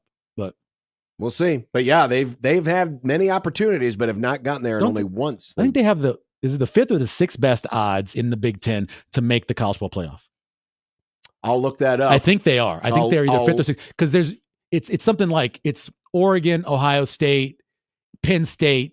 Then I believe is it Michigan and then USC and then Iowa or Iowa USC? I think USC might be ahead of Iowa. I will look that up while we get to our next team. Maryland. The number is Skinny Mike Loxley. Yeah. The number, guy, great recruiter. The number is 77. 77. That is the total amount of touchdowns that baby Tua threw during his career. 77 touchdowns. He was denied a 6th year. He will not be back. They're replacing the greatest quarterback, unless you're putting Frank Reich in there, in the history of the program. Boomer size. And boomer size. Yeah. But 77. Think about that. How many touchdowns, how many years would it take for Nebraska to throw 77 touchdowns? Based off of the way they've been having quarterback play. Forever. They're also ranked 18th, by the way, in the Big Ten in offensive line play. Preseason. Incredible. Yeah. Let's see. Ohio State. Yep. Oregon. Penn State. Michigan. USC. Or Iowa. I'm scanning. It goes side to side because it's a little screwy here. USC. Mm-hmm. And then is it Iowa? And then Iowa. So 6. That's pretty good. Iowa's 7-1 to make the playoffs. That's thinking they're going to win 9 or 10 games, right? 7-1. Yep. USC is plus 470. The factoid on Maryland. Hope this is the right one. With 3 straight winning seasons, Mike Loxley is trying to do what no Maryland coach has done since Bobby Ross. Wow. And that is have 4 straight winning seasons. Wow. Ross took the Terrapins to 4 straight winning seasons from 82 to 85. Then in his final year at College Park, went 5-5-1 before he left for Georgia Tech, where eventually he won the national championship. Yeah, when I see Bobby Ross or think about him, all I think about is him on the sideline of that Super Bowl. I do too. And every time they cut to him, I felt so bad for him. He just looked so miserable. He had no There's never been a person that unhappy coaching in a Super Bowl ever. He looks so bad. I mean, Dan Reeves didn't have a great time in 89 and 90. Yeah, I agree, but that was like the first 6 drives I think they scored on. Yeah, it was true. Nuts. The Niners team was a machine. Michigan. The number is 464 megahertz. That is the estimated frequency of the helmet communication that is being introduced this year into college football, which would have denied Michigan winning a championship last year. But seriously, 18 is the number. That's how many they had go to the combine last year. Not last year, but in February. So 18. It tells you what they're replacing. 18 guys go to the combine. That's a ton of guys. That's a ton. And 14 got drafted, I think. Yep. So, yeah. Tells you what they have coming back. Michigan is the winningest college football program in all time. Only with the 1,000 wins. Boo. But did you know that Michigan is going to try to win 10 games for the 4th straight year? They have not had a stretch of 4 straight 10-win seasons since 1974. And that was the stretch in which Bo Schembechler's teams went 41-3-1. Yet they only played once in the Rose Bowl and lost. And they had 0 national championships. Of course, that was during the time where Michigan lost that vote. They tied with Ohio State. Didn't get to go to the Rose Bowl. Back then, Big Ten teams, if they didn't get to the Rose Bowl, they didn't go into any bowl. So it's kind of an asterisk, but that's kind of crazy. This is the first time in 50 years Michigan could have 4 straight 10-win Didn't they seasons. go like 40 years between championships? So 97? It's like 40 years, right? That's all we said. The most overrated program. Oh, they're very. They overrated. talk so much about them being this great program. Oh, They're I like, know. well, where's the success Oh, I after know. integration? Michigan State. Michigan State. The number is 575 yards. That is the average amount of yards they gave up last year to Washington, Ohio State, Penn State, and Michigan. Whoa. Washington had 713 yards. Whoa. Ohio State 530, Penn State had 586, and Michigan had 470, a lowly 477. Michigan State's defense last Can we get year. that back on the schedule this year? We need to have them back. Well, that game last year was one of the most frustrating games Nebraska's played easily. in 20 years. Easily. And there's a lot of frustrating games. Yeah. A lot of frustrating Easily. games. Yeah. 575 and a half. Whiz. That is a lot of yards. Yep. The Spartans, 3-6 and 2-7 in their last 2 Big Ten seasons. Since joining the Big Ten in 1953, the Spartans have suffered 3 or more straight losing conference seasons 4 different times. The last time happening from 2005 to 2007. Prediction, this will be another 3 straight losing seasons in conference. Remind me, what's the year again where they was it tied 10-10 with Notre Dame and they won a national championship, right? 66. 66. And their first string of 3 straight conference losing seasons started the following year in 67. So when Bubba Smith and that group, when they left, the winning left. That team was as good as it was because of segregation in the South. A lot of those players, Bubba Smith included, left the South to go up north because they could play. Yes. They couldn't play in the South. We're going to take a break, Okay. and we'll finish up. Michael's got stats on the rest of the Big Ten. I'll throw in a historical factoid, 402-951-1620. Athletic Brewing Company, I give you a thumbs up. I am not an NA guy, but this is good. Oh, look at John. Upside Dawn Golden. Mr. NA over here. It was better. Are you getting a buzz? When it was really cold. Oh, like, yeah. If it warms up a little bit, it starts tasting more like a beer to me. The warmer it gets. I can see that. Mm-hmm. And the beer, I've never been a fan of. I once met this girl in a bar who was a smoke show. And we were starting to make out, and she had beer on her breath, and I went home. Oh. Couldn't do it. It made me literally sick to my stomach. The taste of beer. Did you offer her like a mint? I was like, couldn't do it. I was like, this is it. I'm going. And I literally walked out, and she didn't know I'd left. Yeah.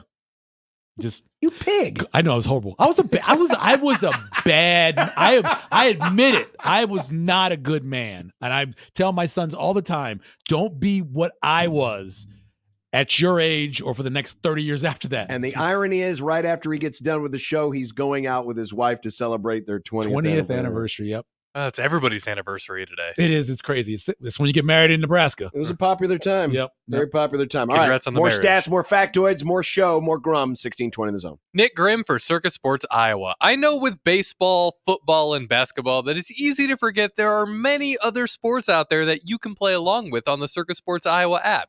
For example, racing. Both NASCAR and Formula One are waiting for you on Circus Sports Iowa. When there's a race, they have lines. When there isn't, they have futures. This weekend, NASCAR's at Michigan. Danny Hamlin is plus 500 to win that race. In the Formula One world, they are currently on summer break, but if you don't think Max Verstappen will win the championship this year, those odds are at plus 395. Of course, there's also soccer. If we go to John's favorite, La Liga, we have your Circus Sports tight money line splits. Real Madrid is minus 210 to beat Mallorca on Sunday, but a draw is plus 317. I might have butchered those names, but Circus Sports Iowa will not. I'm losing where I'm going here. Circus Sports Iowa. There's something for everybody on the Circus Sports Iowa app, and if you can play right now anywhere in the state of Iowa. If you or someone you know may have a problem with gambling, call 1-800-238-7633.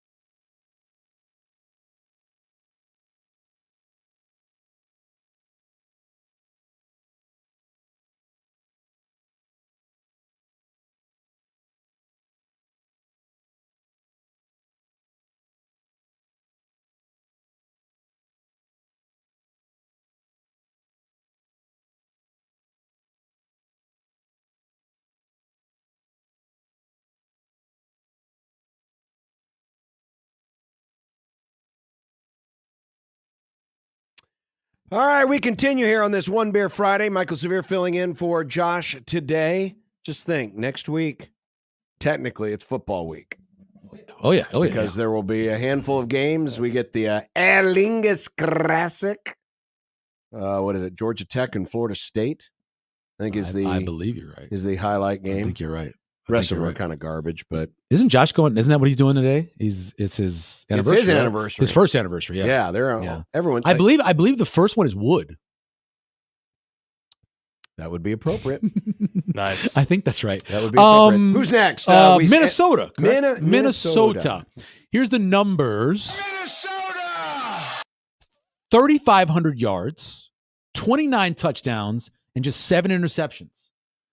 That's what the New Hampshire transfer, Max Brosmer, who led the FCS in passing last year, that's what he brings to Minnesota. Nearly 3,500 yards passing, 29 touchdowns, and 7 interceptions. A lot of schools wanted him. Minnesota beat out a number of schools to get this kid to come in out of the portal and play for them. I don't think Minnesota's going to be very good, but I think he'll be very good. The factoid on Minnesota. Yep. Despite making a bowl last year, Minnesota finished with a 6-7 record. The Gophers are trying to avoid back-to-back losing seasons for the first time since 2010-2011. Okay, yeah. This is the longest stretch by Minnesota without back-to-back losing seasons since a streak from 1922 to 1951. How many titles did they win over those years? They won a few, right? They won a few. Like 4 or 5? Yeah. They won a few. That was a hell of a run by Minnesota. Yeah. So this is actually a good period. This has been a good period for Minnesota. Yeah. Rode a boat. Northwestern. Now, I just gave you a new quarterback and good numbers. Northwestern, 15 big-time throws, 32 turnover-worthy plays. That's their new quarterback. If Mike Wright starts, he was at Vanderbilt, and then he was at Mississippi State. Oh, he's at those two schools. He had 15 big-time throws and 32 turnover-worthy plays. That's a bad ratio. That's a horrible ratio, but I believe he's going to be their starting quarterback. Ooh. Yeah, it's not good for Northwestern. If they win 4 games, I think I was thinking under 4.5, I think is what the number is. If they win 4 games, that's actually a pretty good season what they have coming back. Well, we were thinking the same thing last year, coming off a 1-11 season. And they had all kind of breaks. They won a bunch of close games, won a turnover battle. They had a bunch of great things happen for them. Well, speaking of last season, Northwestern's jump from the 1 win in 22 to 8 wins in 23 under head coach David Braun is the best year-to-year improvement in wins at Northwestern since Gary Barnett's famous 1995 Rose Bowl team went from 3 wins to 10 wins. That is the best season-to-season improvement in school history. So congrats, David Braun. Yeah. Got to survive this year.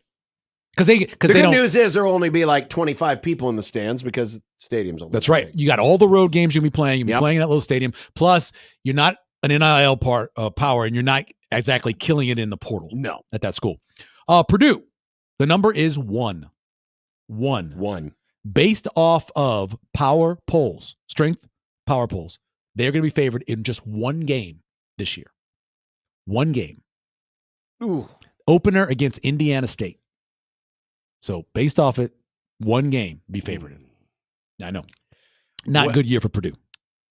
Meanwhile, Purdue has only had, they've only had 1 10-win season in school history. That was 1979. The Boilermakers have only had 3 10-loss seasons in program history. Oh, tops, highs, and lows. But all 3 of them have happened since 1993, and 2 of them happened in 2013 and 2015. Yeah, and I think Ryan Walters I think he could be a really good coach. He just walked in at a bad time. It is. It's bad time. It's a bad time for Purdue. It's bad time. It's bad time. Penn State. Johnny, as you know. I grew up. Cheaters. A Penn State fan. You know that. I was a USC fan as a very little kid. Yeah, we know. Because we used to go out to California all the time. Loved me some Charles White. Loved O.J. Simpson. Anyway. Still trap the ball. Then Penn State. I moved there, lived there when my dad was cooking for the university. Anyway, I am not a fan of James Franklin. I think he's a horrible in-game coach. I've said it since he was hired. Here is, the number for them is 1. That's how many wins James Franklin has versus top 10 teams in the coaches poll since they beat Wisconsin in the 2016 Big Ten championship game. He's got 1 win. He's 1 in 14. He's 1 in 9 the last 10 versus top 25 teams. and he's 4-16 against Ohio State and Michigan. And when they've been ranked in the top 10, he's won 1. Big game James, he is not.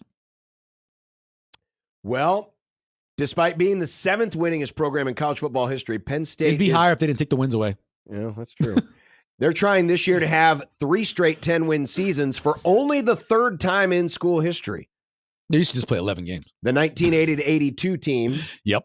They won 3 in a row. Yep. And they had 4 straight 10-win seasons from 1971 to 1974. It was 75 was Gino Capillari, right? Yes. Okay. So, yeah. Okay. Yep, So good there you run. go. Yep. Oregon. The number is 3. This is a great stat. All right. Their offensive tackles, Johnny Cornelius and Josh Connolly Jr., started and played combined 900 snaps. They allowed 3 hits on the quarterback and 1 sack between the two of them. 900 plays, 900 snaps, 3 hits on the quarterback and 1 sack in 900 snaps. They're 2 offensive tackles. That's a pretty good way to break in a new teammate. Not a bad way to break in a new teammate. If I'm a quarterback, I'm picking to go there too. Oh, absolutely. Yeah, behind those 2 guys.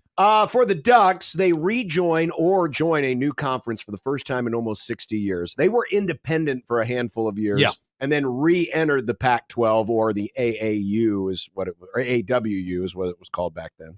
But did you know this? The Ducks have only gone unbeaten in conference play once since 1948. Really? That was the 2010 team. Oh, okay. That is the only Ducks team to go unbeaten since 1948. This also is the 4th time that Oregon has started preseason AP number 3. And in the last 3 times, the Ducks went 12-2, 11-2, and 13-2. Well, that would get them into the playoff. They have lived up to That would the get them in the preseason playoff. hype. That 2010 team, they win the national championship if don't that play where they reverse the ankle being Yes. down. They have a pretty good chance of winning the national Yes, they championship do. in that game. Ohio State. This is a weird little stat. Do you know, have you seen the stories about Will Howard, how much weight he's lost because he stopped basically eating fast food? Their quarterback. Yeah. Kansas State. He came in weighing 249 pounds. They're saying he lost somewhere between 20 and 30 pounds. Just from giving up fast food? Giving up fast food, starting to cook at home, and then working out more. But that's not the number. The number is plus 425. While you were gone, young Nick was doing a promo talking about betting. Plus 425 is the odds you can get for Ohio State to miss the playoff. I know it sounds crazy. Look at their schedule. They could be 9-3. It could happen. One crazy loss Ryan Day has. You got the Oregon game at Oregon, and then they haven't beat Michigan in a while. I know they're going to be big favorites against Michigan, but Penn Plus State, they play Penn 425, State too. That's not Plus bad. 425 for them to miss the playoff. Well, Ohio State has only suffered multiple Big Ten regular season losses in the same year once since 2004, and that was, of course, the 2011 team, the team in between 6 and 6. Kressel Yeah. and Urban. Yeah. The 12 straight seasons of 1 loss or fewer in Big Ten play is the longest streak in Ohio State history. Wow. Also, in the last 19 seasons, their overall win percentage has been .833, basically 10 wins or better in 18 of the last 19 years. And young Josh hates Ryan Day. All he does is win. I also hate Ryan Day. He wins. Hey, look, I hate Ryan Day because of the thing he did where after the game, he wins a big game and all he's got to talk about is some old man. I don't like that either. Well, Lou Holtz ran his gums, man. You got to cut the promo. You do not cut the promo at that. You got to be above that. You got to be above that. See, stop being a child. Be a man. His favorite music artist is Morgan Wallen. Oh, so a guy who got kicked off of SNL, right? That's the guy? Yeah. Yeah, that's great. That's a good job by him. Yeah. He also likes to say the N-word. Hey, he got kicked off SNL because he was too funny. In the words of one of the greatest movies ever made, Say Anything, don't be a guy, Lane. Be a man. Ryan Day. Rutgers. Nice. Rutgers. The number is top 20. Last year, tackling, coverage grade, and preventing big plays. They were top 20 in all 3. Wow. And they got a lot of defense coming back. Yes, they do. Yeah, that's going to be a good defense this year. That's going to be a tough game. It is going to be a tough game. I mean, everyone talks about the possibility of starting 7-0. That game, in my opinion, will be tougher than the Colorado game. Another team with a portal quarterback. That's true. Rutgers has yet to have a winning season in Big Ten play since joining the league in 2014. In fact, the Scarlet Knights have only 6 winning seasons in any conference, including the Big East. Since they joined the Big East in 1991, Greg Schiano has 4 of those 6 seasons. That dude can coach, man. That dude can coach. And it was Tennessee, right, that was hiring him. Yes. And everybody got crazy. Everyone saying got crazy sick, and thought it was terrible because he was somehow linked. He was around the Penn State stuff. He was around the Penn State stuff, but he had no idea what was going on. Right. So silly. So silly. Wisconsin. You know Phil Longo, their offensive coordinator. Longo. What a name. Legendary. By the way, real quick, is it the guy who calls games for the Chasers? Is that really his name? Nick Batters, yeah. Nicholas Batters, yeah. His name's really Batters? Yes, it is. He found the perfect job. That's incredible. Okay, bottom 10. Okay, bottom 10 in explosive plays and top 10 in havoc allowed. Phil Longo's offenses throughout his time as offensive coordinator, always some of the most explosive. Go back and look what he did at North Carolina. Somehow last year, he was bottom 10 in explosive plays and top 20 in havoc allowed. When they asked the question at Big Ten Media Days about what was going on, basically the answer was they don't have enough talent to run the offense. Then you got to not run that offense, right? Yeah. Square peg, round hole, all that junk, right? Figure it out. They still don't have the personnel to run Phil Longo's offense. And they were that bad last year. Wisconsin, back-to-back 7 and 6 seasons are the worst run in Madison since 2001-2002 when they went 5-7 and 8 and 6. The 2020s are trending as the worst decade of Wisconsin football since the start of the Barry Alvarez era in 1990. They were a 605 win percentage team in the 90s, 667 in the 2000s, 750 in the 2010s, but they are only at 587 this decade. Wow. I follow a bunch of their media people from the years that we have them on, and it's a mess. It's a mess right now there. Washington. Your number is 12,315 yards. That's what Will Rogers did at Mississippi State. It is the second most yards in the history of the SEC. Do you know it's a lot of yards. Who has the record for the most passing yards in SEC history? I will give you a hint. Nebraska played them in a bowl game. Eli. No. He sucked his first 2 years. No. They played Georgia, and Aaron Murray was the quarterback in 2013, I believe. Yeah, I don't recognize his name. Whatever happened to him? He got drafted into the league, and I thought that he'd be pretty good because he was so prolific, but he never did anything. No, he didn't. I think the Chiefs drafted him? I don't remember. I think the Chiefs drafted him. I don't remember. But he's the all-time leading passer in SEC history, Aaron Murray. Well, Washington is disrespected. I thought there was something unusual when I saw the AP poll come out, the preseason poll. The Huskies are the first team in the BCS/college football playoff era to be the losing team from the title game the year before and not earn a preseason ranking the following year. TCU, that's crazy. TCU, who surprised a lot of people, they were still number 17 in last year's preseason poll. Yep. Washington got votes, but did not make the top 25. So this is historic. You could understand it if it had been TCU because people don't. Sure. Washington? Interesting. Aaron Murray did get drafted by the Chiefs. Okay. In 2014. He played for the Chiefs, the Arizona Cardinals, the Philadelphia Eagles, the Los Angeles Rams, the Atlanta Legends, and the Tampa Bay Vipers. I do not remember. He was just on the practice squad. Well, UCLA. We just talked about them in 25 Another teams. big number, 25,399 miles. That is the round trip to Hawaii, Baton Rouge, State College, Piscataway, Lincoln, and Seattle. There's 6 road games combined, more than 25,000 miles traveled. That's all the way around the world. It's all the way around. It's a good song, too. Yes, exactly. Well, UCLA, we talked about the lack of coaching experience on the staff. Since Terry Donahue became the UCLA head coach in 1976, only one first-year Bruin head coach has had a winning season his first year in Westwood. Oh, wow. Look at that list. Look at Jimmy Mora Jr., baby. Mora Jr. Former assistant secondary coach for the New Orleans Saints. There he is. I interviewed him in camp. Sorry. Go ahead. Jim Mora Jr. is the only first-year coach in the last 50 years to have a winning season in year one. Bob Toledo went 5-6. Carl Durrell went 6-7. Yeah. New Eisel 4-8. Chip Kelly 3-9. Is it okay for a head coach to hire their kid to be the assistant defensive backs coach? Is that It's a little nepotism. Yeah, that's what I thought. Nepotism is long, but if you're good. He was good. He ended up being okay. Yeah. USC. The Trojans. Your number is 135. 135. That is the total missed tackles that USC had last year. 135. That's 10 plus a game. Here's what's crazy, though. So you know they have a new defensive coordinator, guy from Lynn from UCLA comes over, right? He came over and helped bowl week, right, to help out. They only had 6 in the game against Louisville. So in the other 12 games they played, they were really bad. 129 missed tackles. Ooh. Yeah. Think about that. Yep. Since USC started football in 1922, the only league they have ever been affiliated with is the Pac-12. They were originally the Pacific Pac-6. Coast. Yeah, Pacific Coast Conference. Mm-hmm.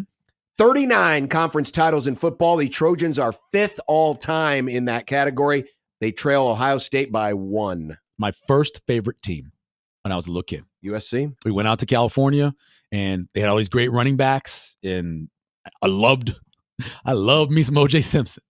I had an O.J. Simpson poster. You know who else loved O.J.? Al, AC. Yeah, that's true. He had to. I have one more. It's for UTEP, Nebraska's first opponent. UTEP, -12, TARP. You guys familiar with TARP? TARP. Transfer activity and returning production. Okay. So it takes into account who's coming in, who's going out, whether it's portal or not. Yeah. -12. That is the worst in the country, tied with Ohio. They're the worst returning production transfer team in college football, tied with Ohio. Tells you Nebraska better beat them by 4 touchdowns. The more that's I what they're research favored them, by, the basically. more I research them, the one thing they have a thing called a minor back. They brought this transfer kid. They brought this kid in. I think his name's Williams. He plays the minor back position. And do they call it minor back because they're the minors? Yeah. Wow. Okay. At New Mexico, by the way, Brian Urlacher played the Lobo position. Amazing. Yeah. Okay. Sure. That's I didn't how it know works. That was the thing. But -12, TARP.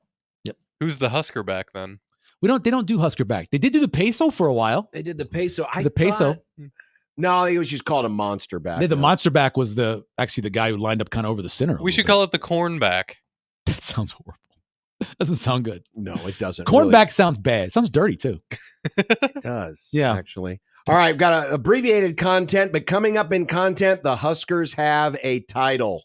But not a cornback. The Huskers have a title. We'll tell you about that when we continue. It's Unsportsmanlike Conduct. Michael in today for Josh on 1620 The Zone.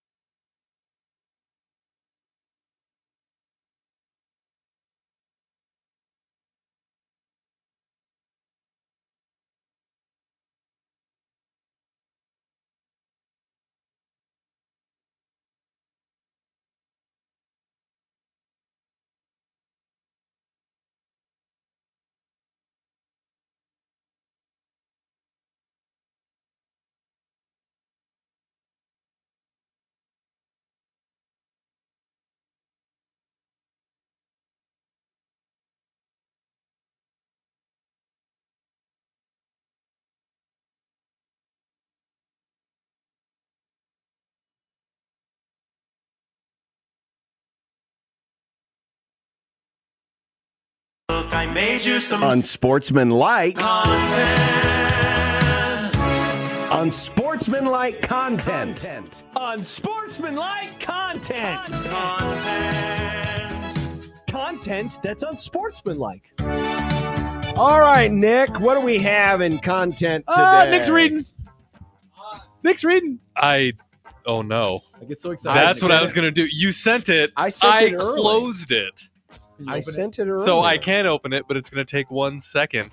I am sorry. I apologize. Oh, no. For this. I messed up. He sent it to me, too. Yes. Mistake. It's brutal. It's terrible. I didn't know can't you believe sent it out.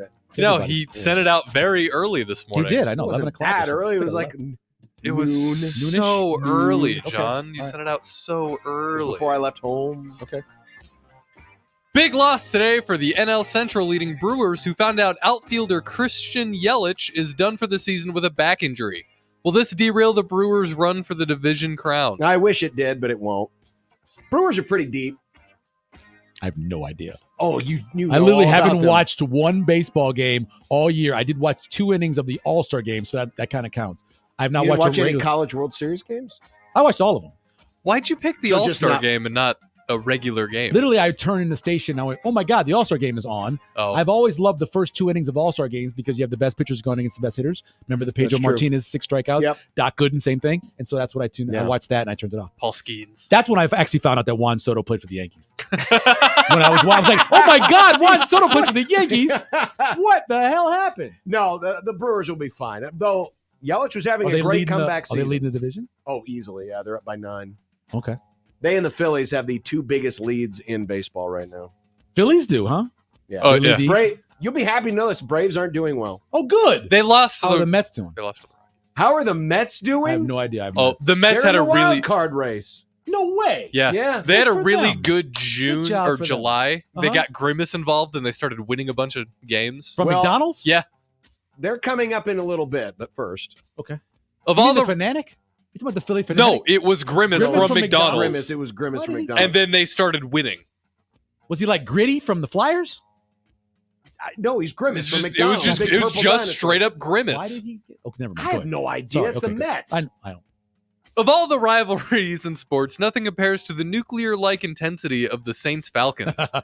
For the second straight day, Atlanta has signed a key defensive player. Yeah.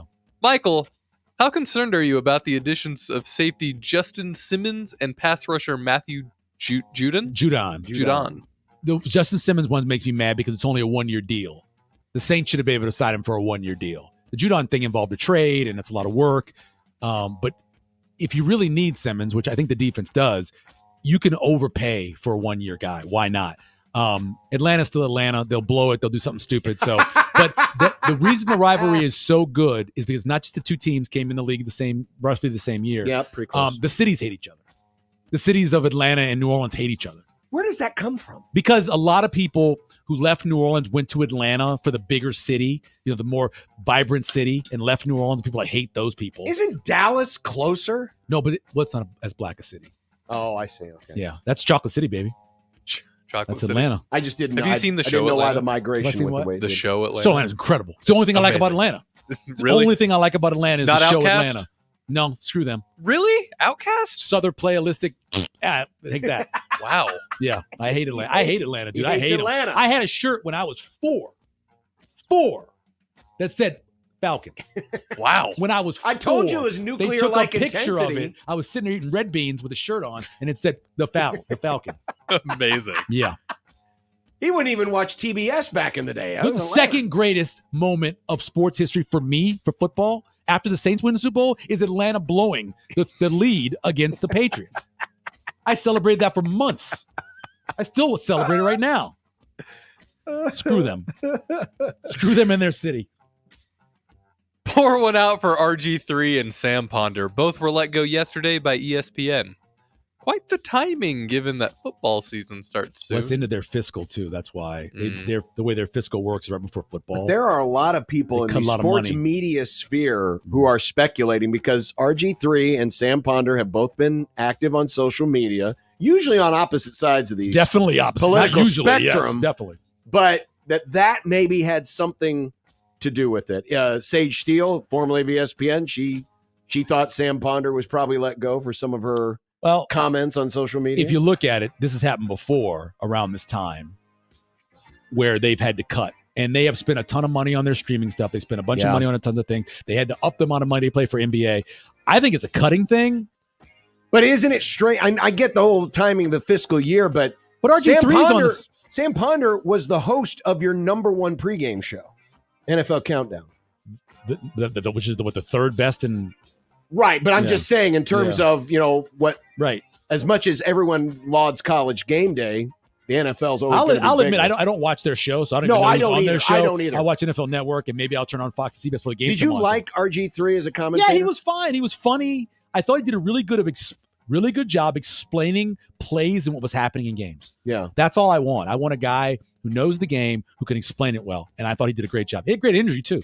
His energy was outstanding. And he said silly stuff sometime, but sure, who cares? Do you think it was the croissant thing? I've heard people say the croissant thing. You see the croissant thing? I did, but why? Maybe they're like, we can't keep that guy around. Yeah. Eating croissants like that. He's too goofy. Similar to an agreement with the NFL, WWE is launching new custom championship belts for NCAA schools. And yes, there is a Husker version. Do you have $549 to spend on one of these? John, we have a trophy for the Mr. Football Award, which is the best high school player in Nebraska, started last year. We were debating on doing a championship belt. We were debating. People love championship belts. We were debating doing a trophy or the championship belt. We came up with the idea of dedicating it to Marlon Briscoe, so we went the trophy. But we were debating because kids love them. They love the belts, and these are attractive. I mean, these are the high-quality belts that they sell, and they do it for just about every sports team. Right. But Nebraska is one of the handful of NCAA schools who have licensed out the belt. So for those of you who can't see it on the screen, it's got it's red leather with the gold plating and then the big N logo on the front and on the side plates. Right. Herbie's on the bottom there. Herbie is on the bottom. You said herpes on the bottom. Herpes is not on the there's bottom. herpes on the bottom. Well, I'm an Iowa fan. A meeting of middle-aged white sports reporters of America occurred last night in Pittsburgh. Wait, nope, I'm told that wasn't a meeting of the middle-aged white sports reporters of America. It was, in fact, a Bruce Springsteen concert. You know where they went after? The Marriott. Nice. Of course they did. They went to the Marriott afterwards. Mm-hmm. Yeah. That's all pictures of those? That's a real picture? Yes. That's funny. This is a real picture. Jeff Passan, yeah, Adam Schefter, and Woj, all met up at the Springsteen concert. I mean, just look at this picture and look at all these middle-aged white guys. I have so much more appreciation for him now. After watching this I always appreciate for him. For Springsteen, after watching this documentary on the way he writes music and the way he's written music, so much more appreciation for him. I like Bruce Springsteen a lot. Really? I could be a sports writer. Did you know he originally wrote Blinded by the Light, then Manfred Mann took it? Is that right? And Manfred Mann did it better, much better. My thing was always, I don't like the way he sings. I'm more of a purist. I want to hear somebody be able to really sing. Mm-hmm. But when I learned more about him and the way he writes stuff and his upbringing, he wrote this whole album in this little cottage in this one room, and he recorded the whole thing in it as well. It was an amazing story on CBS Sunday Morning. I have much more respect for him now than I did when I was younger. I see that come up on my radio, and it's immediately turned the channel. I don't like his music. The River's an amazing song. Yeah, I mean, his writing is really good. It is, it's John. incredible. Just reading it. But just remember, he works so hard. For the money? No, for his concerts. sorry. He works so hard. In other words, he does what he's supposed to do. Okay. Meanwhile, in New York, the Mets had a celebrity throw out the first pitch at their game yesterday. It was the Hawk Tua girl. This set off folks in the New York media and some Mets fans. Would you like to have explained to you, kids? Explain to your kids. Would you like to have explained to your kids why this girl is famous? That was a sentence I couldn't read. We did. We've watched the video and talked about. I have a 15 and 18-year-old. Yeah. And so we have had that conversation. Matter of fact, Miles saw it before Chris saw it because he's obviously on social media. Sure. No, she's famous. I mean, she's really famous. She's famous, but I mean, she's famous for that. I mean, and they're having her throw the first pitch out at a Met game. And she has gone around and done things like she's done interviews. She's done interviews with celebrities. She's done all kind of stuff. I mean, $10,000 a piece. Good for her. Good for her. I mean, she's People cashing are willing in. to pay her. Yeah, good I for am her. stunned that this has lasted as long as it has. I mean, I get it. But being viral really means being viral. Mhm. And she went incredibly viral. She was on all the shows, all of the late night shows. They all did jokes about her. They all did that. The meme went crazy. I'm fine. I don't know. This will be the thing that Grimace helped bring the Mets up. Hawk Tua brings the Mets down. Well, going down is what you're talking about. I need you to look into In the standings, yes. the Mets Grimace thing and then get back to me your thoughts on it because it's Okay. hilarious. All right. I love that. All right, let's wrap up the Grum next. We'll find out what Michael's having for dinner Ooh. for his anniversary on 1620 The Zone.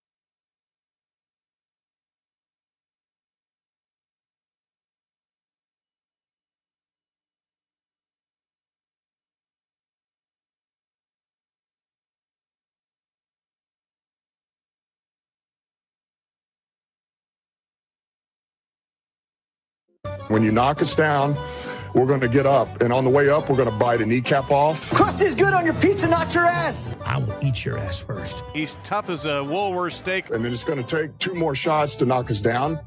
All right. And on the way up, we're going to take your other kneecap. I'm ready to hang them up, gut them and skin them and chop them up. You know what? I'm ready. My daughters aren't starving to death.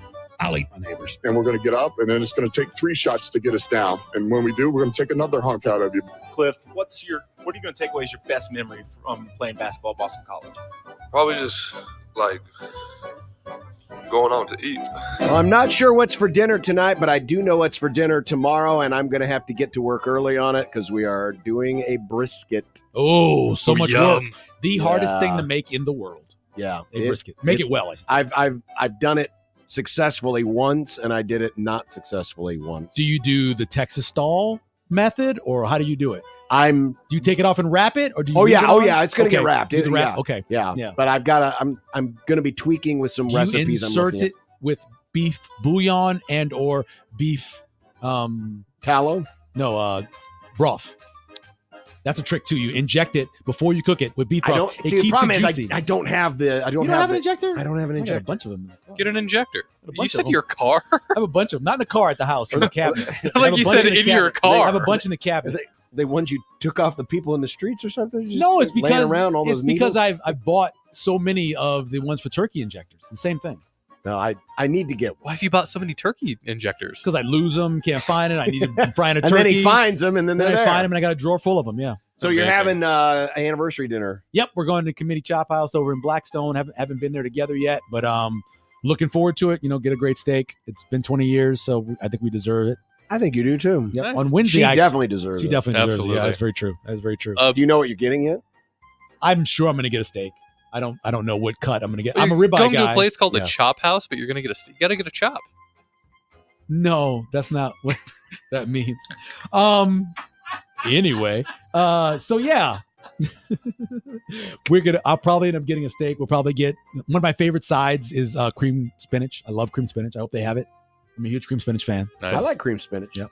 I'm on my own tonight. I don't know. Uh-oh. I have no idea. Rice. It's Probably white rice. Although I haven't had fast food in a while.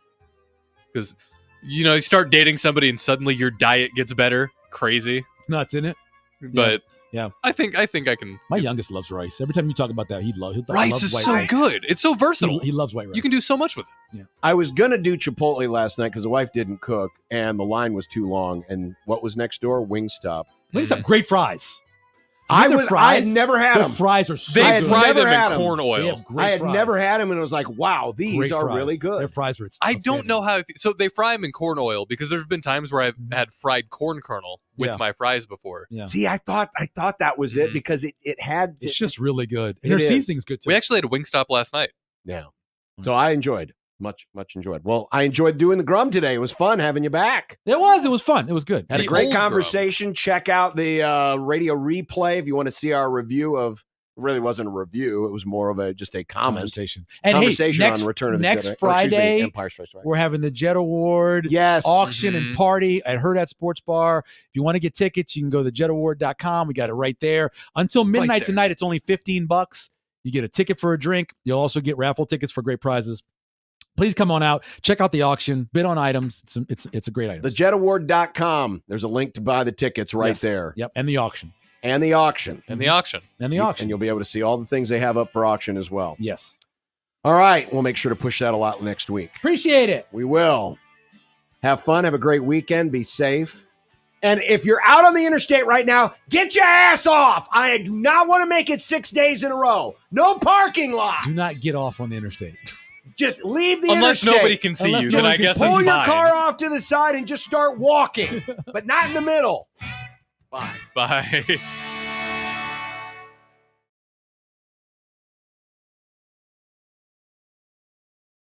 $16.20 The Zone. 1620 The Zone. Traffic. From the Pyramid Roofing Time-Saving Traffic Center, looks like that crash still has the right shoulder blocked on westbound I-80 just before 72nd. It's causing stop-and-go traffic back to 42nd. If you're east on I-80, delays go from 680 to about 72nd. We've got delays on westbound Dodge going from 108th to 132nd. And then delays on eastbound Dodge start at 50th with traffic down to just one lane, and it goes to 42nd on eastbound Dodge. And then it looks like some slow going on L Street for both directions around the JFK. I'm Mike Neville. This time-saving traffic is brought to you by the Nebraska Lottery. You know that dollar bill you have stuffed in your pocket? Give it a little respect. It can buy you a Lotto America ticket from the Nebraska Lottery and maybe win you at least $2 million. Play today. Lotto America top prize odds 1 in 26 million. At Union Bank, people don't have your money. Your money has people. First home people, investment people, people who answer the phone and your chats, dream car people, dream retirement people, driving your dream car in your dream retirement people, small business people, credit card people, and all the other people you need. At Union Bank, our people help you do more than you dreamed possible. So stop in and say hello. We can't wait to see you. Union Bank and Trust. Member FDIC.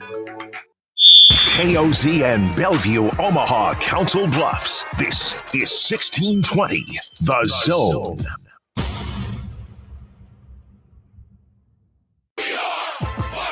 And here's what The Cincinnati Bengals gave kicker Evan McPherson a 3-year extension. Cincinnati quarterback Joe Burrow won't play in tomorrow's exhibition, but says he's ready for Week 1 after last year's wrist injury.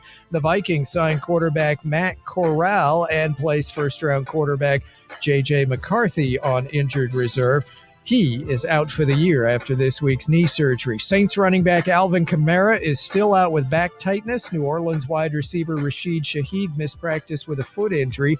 Raiders wide receiver Devontae Adams did not practice today and would prefer not to play in the preseason. No NFL exhibitions tonight. Most teams will play tomorrow. This Sunday night on Fox TV, New Orleans at San Francisco. 3 WNBA games tonight. Hideki Matsuyama is tied for the lead at the PGA's playoffs in Memphis. Baseball today, the Cubs defeated Toronto 6-5. I'm Steve DeSager. Do you know who this is? Fox Sports Radio's Odd Couple.